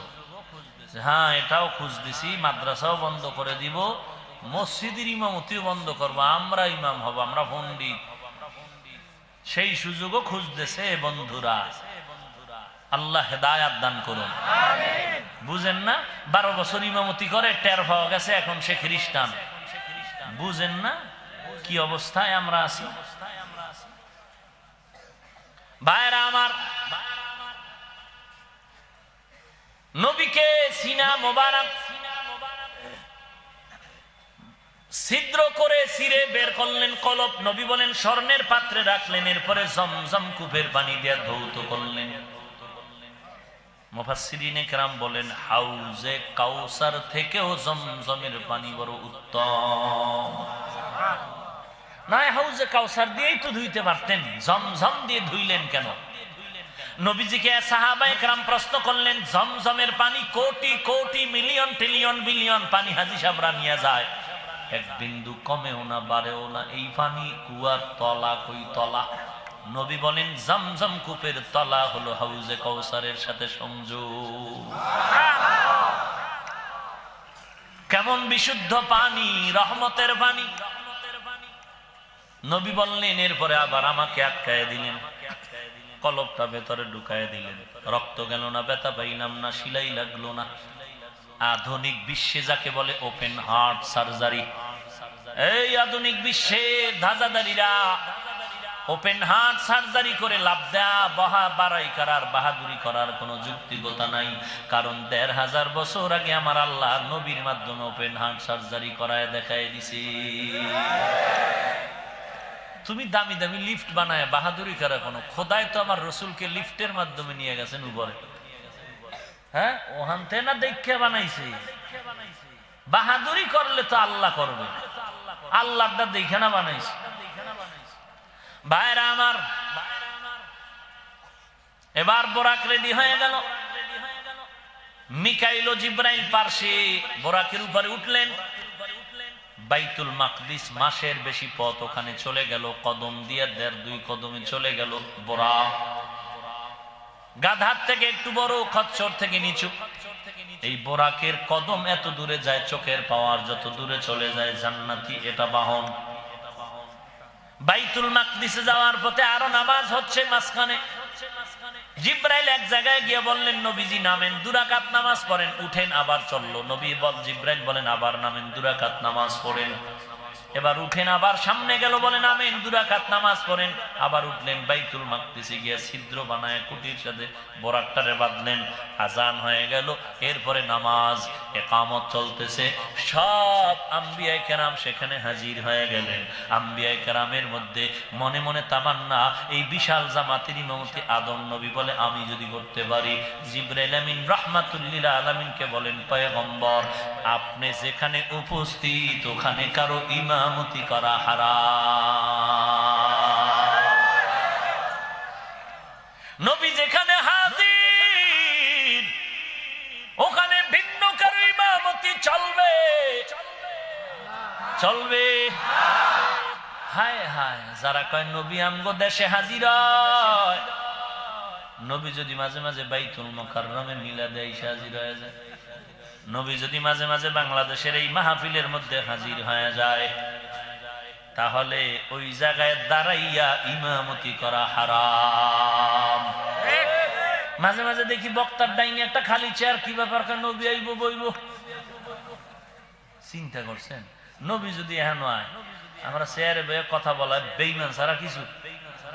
আর নবীর সামনে চিৎকার করে কথা বলা তো হারাম। কোরআনের স্পষ্ট আয়াত, লা তারফাউ আসওয়াতাকুম ফাওকা সাউতিন নবিয়্যি ওয়ালা তাজহারু লাহু বিল কওল কাজাহরি বাযিকুম লিবায আন তাহবাতা আমালুকুম। আমল নষ্ট হয়ে যাবে নবীর সামনে যদি উঁচু কণ্ঠে কথা বলে। এই চেয়ারটা নির্ধারণ করছে আমার জন্য। প্রতি বছর আমগো পিসাবুজনে আসেন, এই চেয়ারে বসেন, বছরে একবার। এলাকার কোন পণ্ডিতে বসলে কয়, খবরদার আর একটা চেয়ার দিচ্ছে, এখানে ববেন না। কেন? কামগো পিসাবুজুরে বসে, কয় ডেলি কয়বার, কয় বছরে একবার। এই জন্য এত সম্মান, বলে এতই সম্মান। পিসাবে বছরে একবার, এই জন্য এই জায়গাটার দাম। কথা ঠিক নেই? হ্যাঁ, নবীর দাম কি পীরের কম নেই? পীরের থেকে কম? নবী যদি জীবনেও একবার এই বাংলাদেশে কদম লাগায়, আর এটা যদি কেউ টের হয়ে লাইছে যে হেন মিরপুর, কেউ না করলে আমি স্বর্ণ দিয়ে পুরা জায়গা বাদাই করতাম, আর ডেইলি 13,000 বার খালি সুমাইতাম। বরকত কথা বুঝেন কিছু? ওমর কি কয়, এই হজরে আসওয়াদ, তোরে একটা সুমাও দিতাম না, নবী দিছে, এই বরকতে আমি দেই। নবী যদি এখানে আসতেন, বছর বুঝি না, জীবনে একবারও যদি হতো, তাহলে এটার স্মরণ দিয়ে বাদাই করে আমি আবার চেয়ারে বইতাম। নবী যারা বলে নবী আসে, আমগো মিলাদে মাহফিলে আসে, নবীর কদম যদি ওখানে পড়ে থাকে, তুই সরাসরি দেখলে ক আর না দেখলে ক, তুই যদি বিশ্বাস করো আসছে, রুহানি ভাবেও যদি আইসা এখানে বসে, তুই বসছ কেন বেয়াদব? নবীর সম্মান যদি বজায় রাখতে চাও না, ইমামতি সার, নবী যেখানে থাকবে সেখানে কারো ইমামতি চলবে না। হারাম হারাম হারাম। নবীর সামনে কারো ইমামতি চলবে না। নবী যে আমগো বাংলাদেশে আইছে, কি দেহ না রুহু না দোনোটা? যদি কো দোনোটা, তো মদিনা তো খালি হয়ে গেছে 6 ঘন্টার লেগে। তো হ্যাঁ, ওর হাজি উভয় কি? কত বাজে কমেন্টস করতেছে নবীর নিয়ে। নিজের দাড়ি নাই, টুপি নাই, নামাজ নাই, নিজের টুপি টাপি লাগলো, ছেলের টুপি নাই, দাড়ি নাই, মেয়ে নামাজ পড়ে না, স্ত্রী পর্দা নাই, খবর নাই, কিলাকিলি লাগছে নবীর নূর আর মাটিলে। বুঝেন নাই? যারা শয়তানে ধরে কাম থুয়ে আকাম করে। কিছু ফালতু মানুষ আছে না, কোনো কাম নাই, কোনো কাম নাই, নামাজও পড়ে না, মাঝে মাঝে পড়ে, আর পড়তে গেল কাশতে কাশতে ইমামের কেরাতের উত্তর থেকে দক্ষিণে লয়ে যায়। আছে না? আর একজনে শুরু হলো তো 13 জন সিগন্যাল দিচ্ছে তাড়াতাড়ি রুকুতে যাও। কথা বুঝেন? সেই কোনো কাম নাই, হুদা শয়তানি করবে হারাটা দিন, দোকানে চা টানবে আর এই গিবত শেখায়, তার টেলিভিশনের পর্দা এই অবস্থায় আছে। তো মসজিদে গিয়ে মাঝে মাঝে কয়, দেখ হুজুরের একটু দেখি কি অবস্থা, কেমন হুজুর রাখলি, হুজুর কেমন আছেন? ভালো। মুসা নবীর মায়ের নামটা কোন তো? হুজুর যদি কইতে নাই পারে, পুরা এলাকা সাংঘাতিক করে ফেলাইছে, কি ইমাম রাখলি, এর 1 টাকাও বেতন দিও না। এমন হুজুর যে মুসা নবীর মার নাম কইতে না। আছেন এরকম ফালতু মানুষ, কোন কাম নাই, খামোখা বাজে চিন্তা ফিকির লয়ে দৌড়াচ্ছে। চরমনায়ের মরহুম সৈয়দ ফজলুল করিম রহমতুল্লাহ আলাইহি বলতেন যে অজুর বয়ান করছে, তায়াম্মুমের বয়ান। তো একজনে কয়, হুজুর অজু করবো তো পানি দিয়া। বুঝলাম, পানি নাই তখন কি মাটি কি দিয়া? তো কয়, হুজুর মাটিও যদি না পাই? তো হুজুর কয়, তুই হ্যাঁ মরতে যাবি কেন? কেমন বদমাইশ! তো যেহেন মাটি নেই তুই হেন যাবি কে মরার জন্য?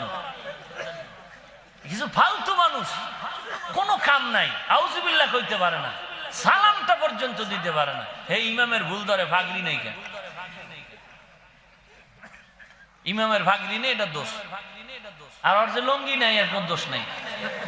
নামাজে ডাকলে কয়, হুজুর এখন না। ইমাম সাহেব কয়, কারণটা কি ভাই? আসো। আয় না, গেছি গে, পরের দিন আয় নামাজে। কয় না হুজুর, আমার প্যান্ট ভালো না। প্যান্ট ভালো না কি ছিদ্র মিদ্র আছে নাকি? না। তা কি সমস্যা কি? কয় যে নাপাক। চিন্তা করেন, এত বড় টাটকা বেহায়া হইলে কেমনে কয় নির্লজ্জের মতো যে প্যান্ট নাপাক? তুই পায়খানা না করে প্যান্টের মধ্যে করে ফেলাইছিস? নির্লজ্জ বেহায়া। রাসূল বলেন, লা ঈমানা লিমান লা হায়া আলা। যার লজ্জা নাই তার ঈমান নাই, যার লজ্জা নাই তার ঈমান নাই। আরে ভাই, সাধারণ বন্ধু বান্ধবের সাথে একটা কথা কম যায়, ইমামের লগে এডি হইতে রে ফট করে কয়ে লইল, আমার পোশাক ভালো না, পোশাক ভালো না। ইমাম সাহেব কয়, পোশাক ভালো না হইলেও সব। এখন কি করবো? নামাজই পড়তাম না, নামাজ পড়ে হইব কি? এই বাজে বাজে চিন্তা। আল্লাহ হেদায়াত দান করে। নবীজি উপস্থিত, ইমামতি কে করলেন? কে করলেন? এখন আর একটা বাস এন কইতামনি, কি কয় হেরা? কয় আদম নবী রইছে কই? ঈসা নবী রইছে দ্বিতীয় আসমানে। সেখান থেকে সব আম্বিয়া কেরাম যদি বাইতুল মাকদিসে আসতে পারে নবীর পিছে নামাজ পড়তে, আমগো নবী এখন আইতে পারবো না কেন?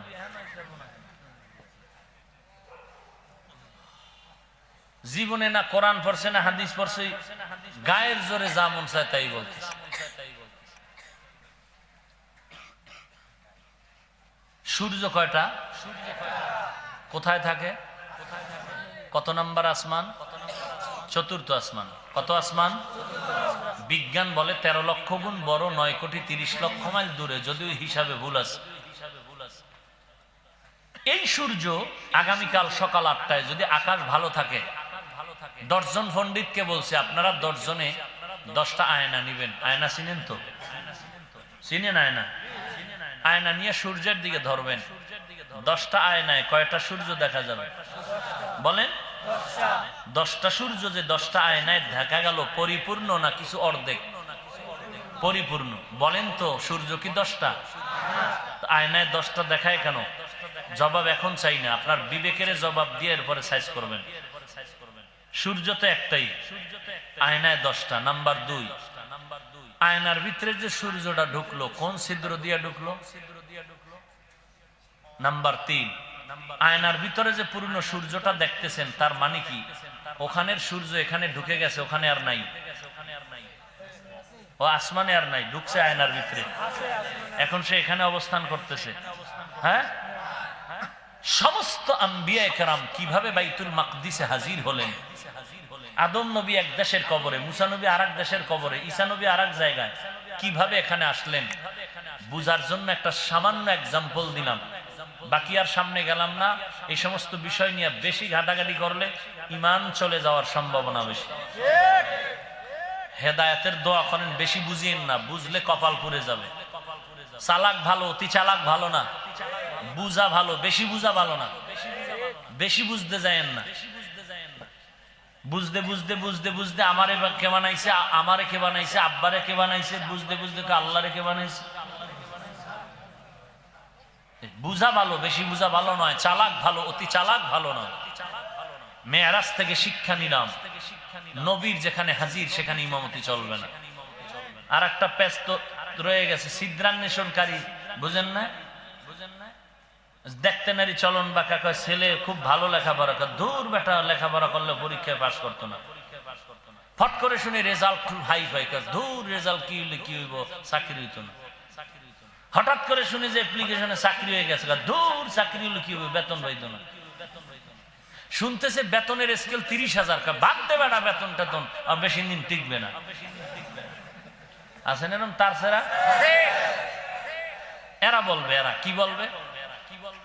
কয় নবীর সামনে যদি ইমামতি না জায়েজ হয়, নবী তো রওজার ভেতরে আছেন জিন্দা, ওখানে ইমাম সাহেব কেমনে নামাজ পড়ায়? আছে না তার সেরা? আপনি তো কথা তো ঠিকই, বুঝেন না? বলদে বলদে তালতো ভাই, পাঠানে পাঠানে খালতো ভাই। এক আল্লাহর ওলি উদাহরণ দিছে, পাঠান একটারে ধইরা চোর চোর ধরছে, ধইরা বান্ধে সেন্দে থুইছে, হাতে পায়ে রশি বাঁধছে, বান্ধাইছে থানায়, পুলিশের খবর দিতে। বুঝেন না? কি বাঁধছে চোরের? পাও পাও, হাত বাঁধে নাই, কি বাঁধছে? পাও। তো বান্ধে থানায় এসে পুলিশের খবর দিতে, এত ওরা ধরে নিয়েছে। কোথায় আছে? কয় জায়গা মতো আছে। কেমনে রাখছো? কয় পাও বান্ধে। কয় হাত? কয় হাত খোলা। পাও বান্ধে হাত খুলে রাখছো? ও যদি হাত দিয়া খুলে যায়? চিন্তা করছে। আহা, কয় না স্যার কোনো টেনশন নাই, ও পাঠান আমিও পাঠান, দুজন খালতো ভাই। আমার মাথায় যেহেতু ঢুকে নাই, ওর মাথায় এটা ঢুকতো না। বুঝেন নাই? হায় হায়, মেরাজের ঘটনার থেকে এখানে নামাজ শেষ, প্রশ্ন দিয়ে গেছে নবীর সামনে ইমামতি যদি জায়েজ না হয়, নবী তো রওজার মধ্যে জিন্দা, তাহলে ওখানে ইমাম সাহেব ইমামতি কেমনে করে? রওজার জিন্দা আর দুনিয়ার উপরের জিন্দার হালাত দোনোটা এক নয়। ওই আরেক দল যারা নবীকে জিন্দা মানে না, এরা আমগো ধাক্কা দেয়, তোমরা যে নবীর জিন্দা কও, নবী কি খায়, ঘুমায়, হাঁটে, চলে? এ কি যে বলবো, যে মাথা এত নষ্ট। আমরা যে রাসূলকে জিন্দা বলি, তা আমার বাবার কথা বলি না। আল আম্বিয়াউ আহইয়াউন ফি কুবুরিহিম ইউসাল্লুন, সমস্ত আম্বিয়া কেরাম কবরের ভিতরে জিন্দা নামাজ পড়ে, তবে আমার বাবার কথা নয়। আর ওই জিন্দা তো দুনিয়ার মতো জিন্দা না মিয়া, আপনি এটার সাথে তুলনা করেন কেন? কমন সেন্স নাই আপনার। আল্লাহ হেদায়েত দান করুন, আর জোরে বলেন। দুনিয়ার জিন্দার সাথে ওই জিন্দা কি সমান? খালি প্যাস লাগাইব। এই নামাজ শেষ, এবার শুরু হবে উপরে যাওয়া। এতক্ষণ যেই কথাবার্তা চললো, এগুলো হলো আসরা, ইসরা, ভ্রমণ। এখন শুরু হবে মাত্র মেরাজ। মেরাজ কে হামারা নবী সাবএ সামাওয়াত, মেরাজ কে হামারা নবী সাবএ সামাওয়াত, নেহি ভোলা ওয়াহা নবী হাম গুনাহগার উম্মত, নেহি ভোলা ওয়াহা নবী হাম গুনাহগার উম্মত। জিবরাইল আমিন এবার রওনা হয়ে যাবেন আসমানের উপরের দিকে, তার নাম মেরাজ। উরুজ থেকে মেরাজ, ঊর্ধ্বে আরোহণ করা। এখান থেকে প্রথম আসমানের দূরত্ব 500 বছর, আসমানটাও মোটা 500 বছর। এরে নবীর উম্মতের দল, ওই নবীর উম্মত হইলি আল্লাহ তাআলা ওই নবীর আদর্শ যদি মানো, পেলেন কেন রকেটে এর থেকে উচ্চ বাহনও আল্লাহ চড়াইতে পারে কি পারে না? আল্লাহর কাছে ওই সম্মানের জন্য দোয়া করো, কারণ এ জমিন আল্লাহর, আসমান আল্লাহর, এই মুসলমান আল্লাহর আপন। এ জমিনে মুসলমানেরা করবে বাহাদুরি, আর কেউ নয়। কিন্তু আজ মুসলমান কেন বেঈমানের হাতে লাঞ্ছিত, অপমানিত? আর একজনের দিকে আঙ্গুল ঘুরায় লাভ নাই, 3 আঙ্গুল তোমাকেই বলে তোমার দোষগুলো তালাশ করে দেখো। এরে আল্লাহর বান্দা, তুমি মুসলমান নবীর আশিক, তোমার মাথার দিয়ে তাকায়, আয়নার সামনে তাকায় দেখো তোমার চুলগুলো মদিনার লাইনে আছে নাকি দুনিয়ার লাইনে? যদি দুনিয়ার লাইনে থাকে, মদিনার টাওয়ারে মিল না থাকে, তুমি বাস্তব মনে করো তুমি গুনাহের পথে চলতেছো। আর আল্লাহ বলেন যারা গুনাহের পথে চলবে তাদের জন্য জাহান্নাম। ইন্নাল আবরারা লাফি নাঈম ওয়া ইন্নাল ফুজ্জারা লাফি জাহিম। এরে আল্লাহর বান্দা, যুবক, আল্লাহর কাছে তওবা করো। সারা জিন্দেগি বয়ান শুনলাম, নামাজ পড়লাম না, কোনো লাভ নাই। এ যুবক, তোমার মতো যুবক ব্যবসা করে নামাজ ছাড়ে না, চাকরি করে নামাজ বাদ দেয় না, ডাক্তার প্রফেসর নামাজ ছাড়ে না, র্যাব আর্মি পুলিশ বিডিআর নামাজ বাদ দেয় না, তুমি কেন পারবা না রে ভাই? আল্লাহর দরবারে তওবা করে নাও।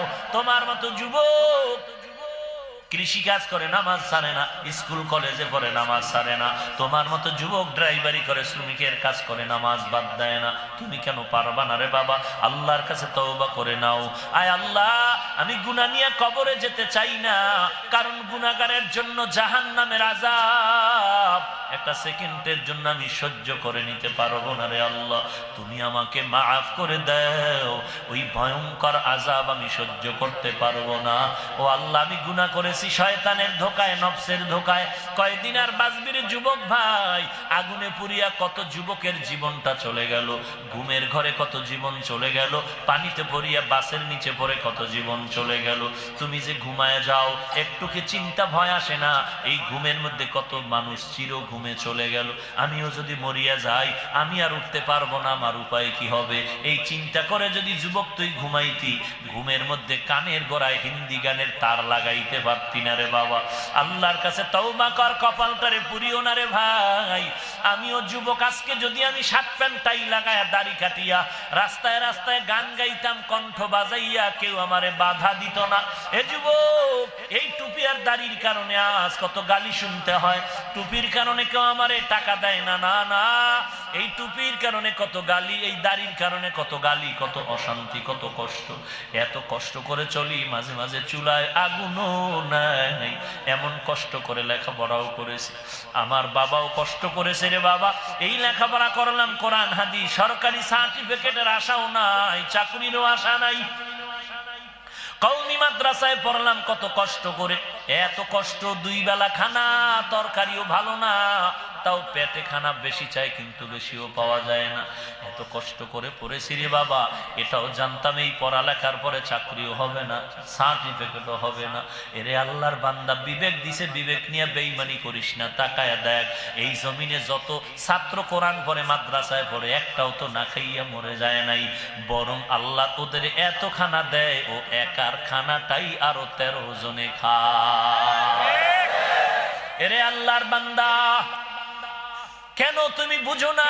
আজকে আমি তোমার মতো একটা যুবক, তোমারও যেই চেহারা, যেই আকৃতি, আমারও সেই একই অবস্থা, 2 পা 2 হাত। তুমিও এই দেশের নাগরিক, আমিও নাগরিক। তুমিও যে আলো বাতাসে বড় হয়েছ, আমিও হয়েছি। কই আমার সার্টিফিকেটে আর চাকরির অভাবে আমার তো না খাইয়া মরি না, সম্মান কমে নাই। কে তোমাকে ধোকা দিয়া বোকা বানায় রাখলো রে যুবক ভাই? আমি বুঝাইতে চাচ্ছি না যে তুমি স্কুল ছেড়ে দাও, কলেজ ছেড়ে দাও, পাগড়ি লাগায় দাও। না না, তুমি স্কুলে পড়ো, কলেজে পড়ো, চাকরি করো, ব্যবসা করো, কিন্তু সময় মতো নামাজ আদায় করো, নবীর তরিকা মতো চলো। এরে যুবক, ভালো করে শুনে নেও, মাথা নষ্ট হয় নাই, পাগল হয়ে যাই নাই, জ্ঞানও নষ্ট হয় নাই।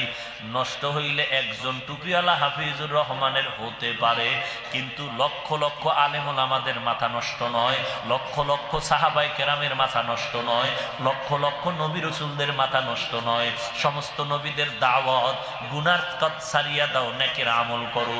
সমস্ত সাহাবায়ে কেরামের আওয়াজ, নেক আমল করো, গুনাহ ছাড়িয়া দাও। সমস্ত আলেম ওলামাদের আওয়াজ, নেক আমল করো, গুনাহ ছেড়ে দাও। সবার আওয়াজ এক, একজনের মাথা নষ্ট বললে বলতে পারো, কিন্তু সব আলেমকে খারাপ বলার উপায় নাই। এরে আল্লাহর বান্দা, আমরা কেন এত কষ্ট করি? একমাত্র কারণ এই কোরআন সত্য, নবীর কথাগুলো সত্য। কত বেঈমানেরা চেষ্টা করলো কোরআনের মধ্যে ভুল বের করার জন্য, হাজার হাজার বছর চলে গেল, একটা ভুল আজ পর্যন্ত কোরআনের বের করতে পারলো না। বরং কোরআনের ভুল বের করার অপচেষ্টা করতে গিয়া আমেরিকার খবর প্রচারক, বয়স অব আমেরিকার খবর প্রচারকের সন্তান জোনাথন কালেমা পড়েছিল। আল্লাহর কোরআন ইসলামের ভুল বের করতে গিয়া ভারতের সন্তান শিব শক্তি সরুজ্জি কালেমা পড়ে মুসলমান হয়ে গেল। একজন আর দুজন না, তোরা তো বুঝো না যে আলেমদের খেদমতে কত বেঈমান মুসলমান হয়। ওই টঙ্গীর ময়দানে গিয়া দেখবি নব মুসলিমদের জন্য আলাদা তাবু লাগানো আছে। ওখানে গিয়া দেখ কত খ্রিস্টান কালেমার পতাকায় বসে আছে, কত হিন্দু মুসলমান হয়ে বসে আছে, কত বৌদ্ধরা মুসলমান হয়ে বসে আছে। গত জুমায় মসজিদে আমি গুলশানে জুমা পড়াচ্ছি, গত জুমায় না জানি তার আগের জুমার ভেতরে একটা কাগজ দেওয়া হলো, সাহায্যের জন্য আসছি। দাঁড়াইয়া বলে, নব মুসলিম কারা? বলে আমরা বৌদ্ধ ধর্ম থেকে কালেমা পড়েছি। দাঁড়ায় গেল 6 জন একই পরিবার, আর বলল হুজুর আমরা একজন এখানে থাকে আর সবাই ওদিকে থাকে। দোয়া চাইলো আর বলল সহযোগিতার জন্য। 6 জন বৌদ্ধ ধর্ম ত্যাগ করে কালেমার পতাকায় ঢুকতেছে। নিউজিল্যান্ডে মুসলমানের উপরে হামলা করার পরবর্তীতে আবার কত শত মুসলমান হয়ে গেল বিধর্মীরা। এরে বান্দা, তুই টের পাও না? বেঈমানের তো এই জন্যই মাথা খারাপ হয়ে গেল। যেই সময় 10 বছর আগের, আমিও যখন বয়ান করতাম 10 বছর আগে, এত লোক ময়দানে ছিল না। কত চিৎকার, কত বড় বড় আলেমরা বয়ান করে, টাকা নাই, কষ্ট, শ্রোতা নাই। আর এখন এমন হাজার নয়, যেই যুবক গানের প্যান্ডেলে থাকার কথা, আজকে সেই যুবক হুমরি খেয়ে ময়দানে আসছে। বেঈমানের মাথা তো নষ্ট হয়ে গেছে, ওরা পাগলের মতো ঘুরতেছে, কথাবার্তার ব্যালেন্স নাই। ওরা মনে করতেছে মুসলমানের হাতে বুঝি জমিনটা চলে গেল। ওরে বেঈমানের জানায় দে, বেঈমান তুই মনে করলেও কি, না করলেও কি, আর বেশি দিন বাকি নাই। ইমাম মাহদি জমিন আসবে না রে, গোটা দুনিয়া মুসলমান শাসন করবে। ময়দানের দিকে তাকায় দেখো, শত কোটি কোটি যুবক আজকে দাড়ি ছিল না, দাড়িওয়ালা হয়ে গেছে। নামাজ ছিল না, নামাজি, চোখের কোঠায় পানি। কত যুবক এসে কান্না করে হাত ধরে দোয়া চায়, আর বলে হুজুর আগে গুনাহের পথে কাজ করেছি, এখন গুনার চাকরি ছেড়েছি, কাঁচা মালের ব্যবসা করি, হারাম আর খাবো না, নামাজ বাদ দেই না। অন্তর ভরে দোয়া করবেন।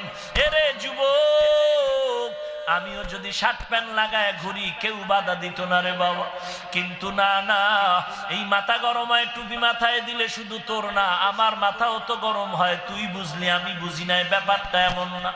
লম্বা জামা পরলে শরীরে গরম লাগে, তুই বুঝছো, আমি বুঝি নাই, ব্যাপারটা এমন না। এরপরও কেন টুপি ফালাই না, দাড়ি ফালাই না, লম্বা জামা ফালাই না? একটাই ভয়, গুনাহগার হয়ে কবরে যাব না। কারণ আল্লাহর কোরআনে কবরের আযাব, জাহান্নামের আযাবের কথা যা বলেছে, নবীজি বয়ান করেছে। কোন গুনাহগার তওবা না করিয়া গুনাহ নিয়ে যদি কবরে যায়, ওই কবরে যাওয়ার পরে গুনাহগারের কবরের 2 পার্শ্বের মাটির চাপ, পাথরের হাড় চুরমার হয়ে যাবে। একটা নয়, দুটো নয়, 70 থেকে 99টা সাপের কামড়। কবরের ভিতরে জাহান্নামের আগুন।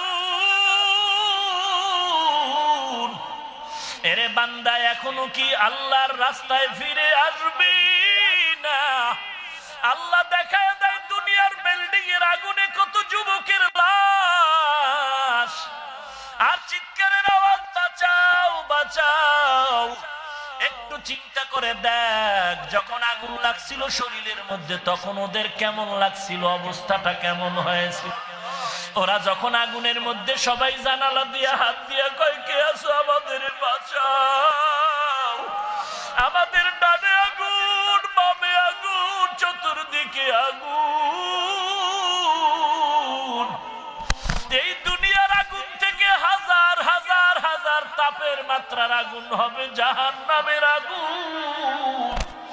এরে যুবক, পায়ে হাত রেখে বলি, পাও দুইটা আগাইয়া দাও।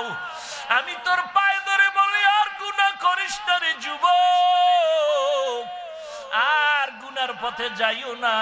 নামাজ পড়ো, পর্দা করো, মা বাবার খেদমত করো, আল্লাহওয়ালাদের দোয়া নিয়ে চলো, আল্লাহর কাছে ক্ষমা চাও। দুনিয়াটা কিছুই না রে যুবক।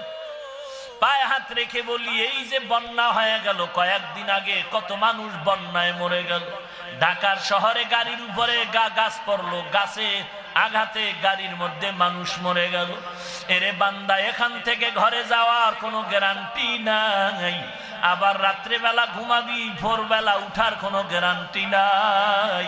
পায়ে হাত রেখে বলি, রে বাবা, তোর মতো যুবক স্কুলে পড়ে নামাজ ছাড়ে না, তুমি কেন পারবা না? তোমার মতো যুবক চাকরি করে নামাজ ছাড়ে না, তুমি কেন পারবা না? কিসের বাহাদুরি করো? কিছুই না। পায়ে হাত রেখে বলি, তওবা করে নাও, চোখের পানি ছেড়ে আল্লাহর কাছে ক্ষমা চাও, আর বলো, আল্লাহ, এই ময়দানে আমার মতো গুনাহগার কেউ নাই, তুমি মাফ করে দাও। আজকে থেকে আর গুনাহ করব না, নামাজ ছাড়বো না, বেপরদায় চলবো না, মা বাবার সাথে বেয়াদবি করব না। আমার জীবনে কত অন্যায় করেছি, আজ ওস্তাদদের সাথে বেয়াদবি করব না, আলেম ওলামাদের সাথে বেয়াদবি করব না। ও আল্লাহ, তুমি আমাকে তওবা করার তৌফিক দাও। আমার মতো যুবক ডানে বামে কান্নার আওয়াজ, আমার চোখে কেন পানি নাই? গুনার কারণে আমার দিলটা পাথর, এ কারণে চোখে পানি নাই। এরে আল্লাহর বান্দা, ডানে বামে তাকায় দেখ, কোন আলেম যদি পাও দোয়া নাও, সাদা দাড়িওয়ালা পাইলে দোয়া চাও, কান্নাওয়ালারে পাইলে দোয়া নাও। কারণ দুনিয়ার ঘরে আগুন লাগলে যেমন পানি ছাড়া ঠান্ডা করা যায় না, গুনার কারণে যদি জাহান্নামের আগুন নির্ধারিত হইয়াই থাকে, ওই জাহান্নামের আগুন চোখের পানি ছাড়া ঠান্ডা করা যাবে না। অতএব আল্লাহর নবী বলেন, কান্না করো, না হয় কান্নার বাহানা করো। ও আল্লাহ, কুদরতের নজর দিয়া মিরপুরের জমিনে তাকায় দেখেন, এই গভীর রাত আপনার বান্দারা টাকার জন্য আসে না, এর মালিক, সবাই জাহান্নাম থেকে মুক্তি চায়। এই জায়গায় এমনও বান্দা আছে যাদের মা নাই, বাবা নাই, ইয়েতিমের মতো এখানে হাজির। সবাই ঘরে গিয়া কেউ মাকে দেখবে, মা বলে ডাকবে, আর যার মা নাই ও ডানে বামে দেখবে, ইয়েতিমের মতো কেউ নাই। ও আল্লাহ, ইয়েতিমদের দিকে তাকাইয়াও কি মায়া হবে না? আয় আল্লাহ, সবাইকে দিনের খাদেম বানায় দেন। ওরে আল্লাহর বান্দারা, আল্লাহর কাছে কান্না করো, কান্না না আসলে চোখের পানি ফালার বাহানা করো, আল্লাহর কাছে বলো, আল্লাহ, কান্নাওয়ালা চক্ষু দান করো, কান্নাওয়ালা চক্ষু দান করে দাও, কান্নাওয়ালা চক্ষু দান করে দাও। আয় আল্লাহ, জীবনে আর গুনাহ করব না, আর জীবনে গুনাহ করব না রে আল্লাহ।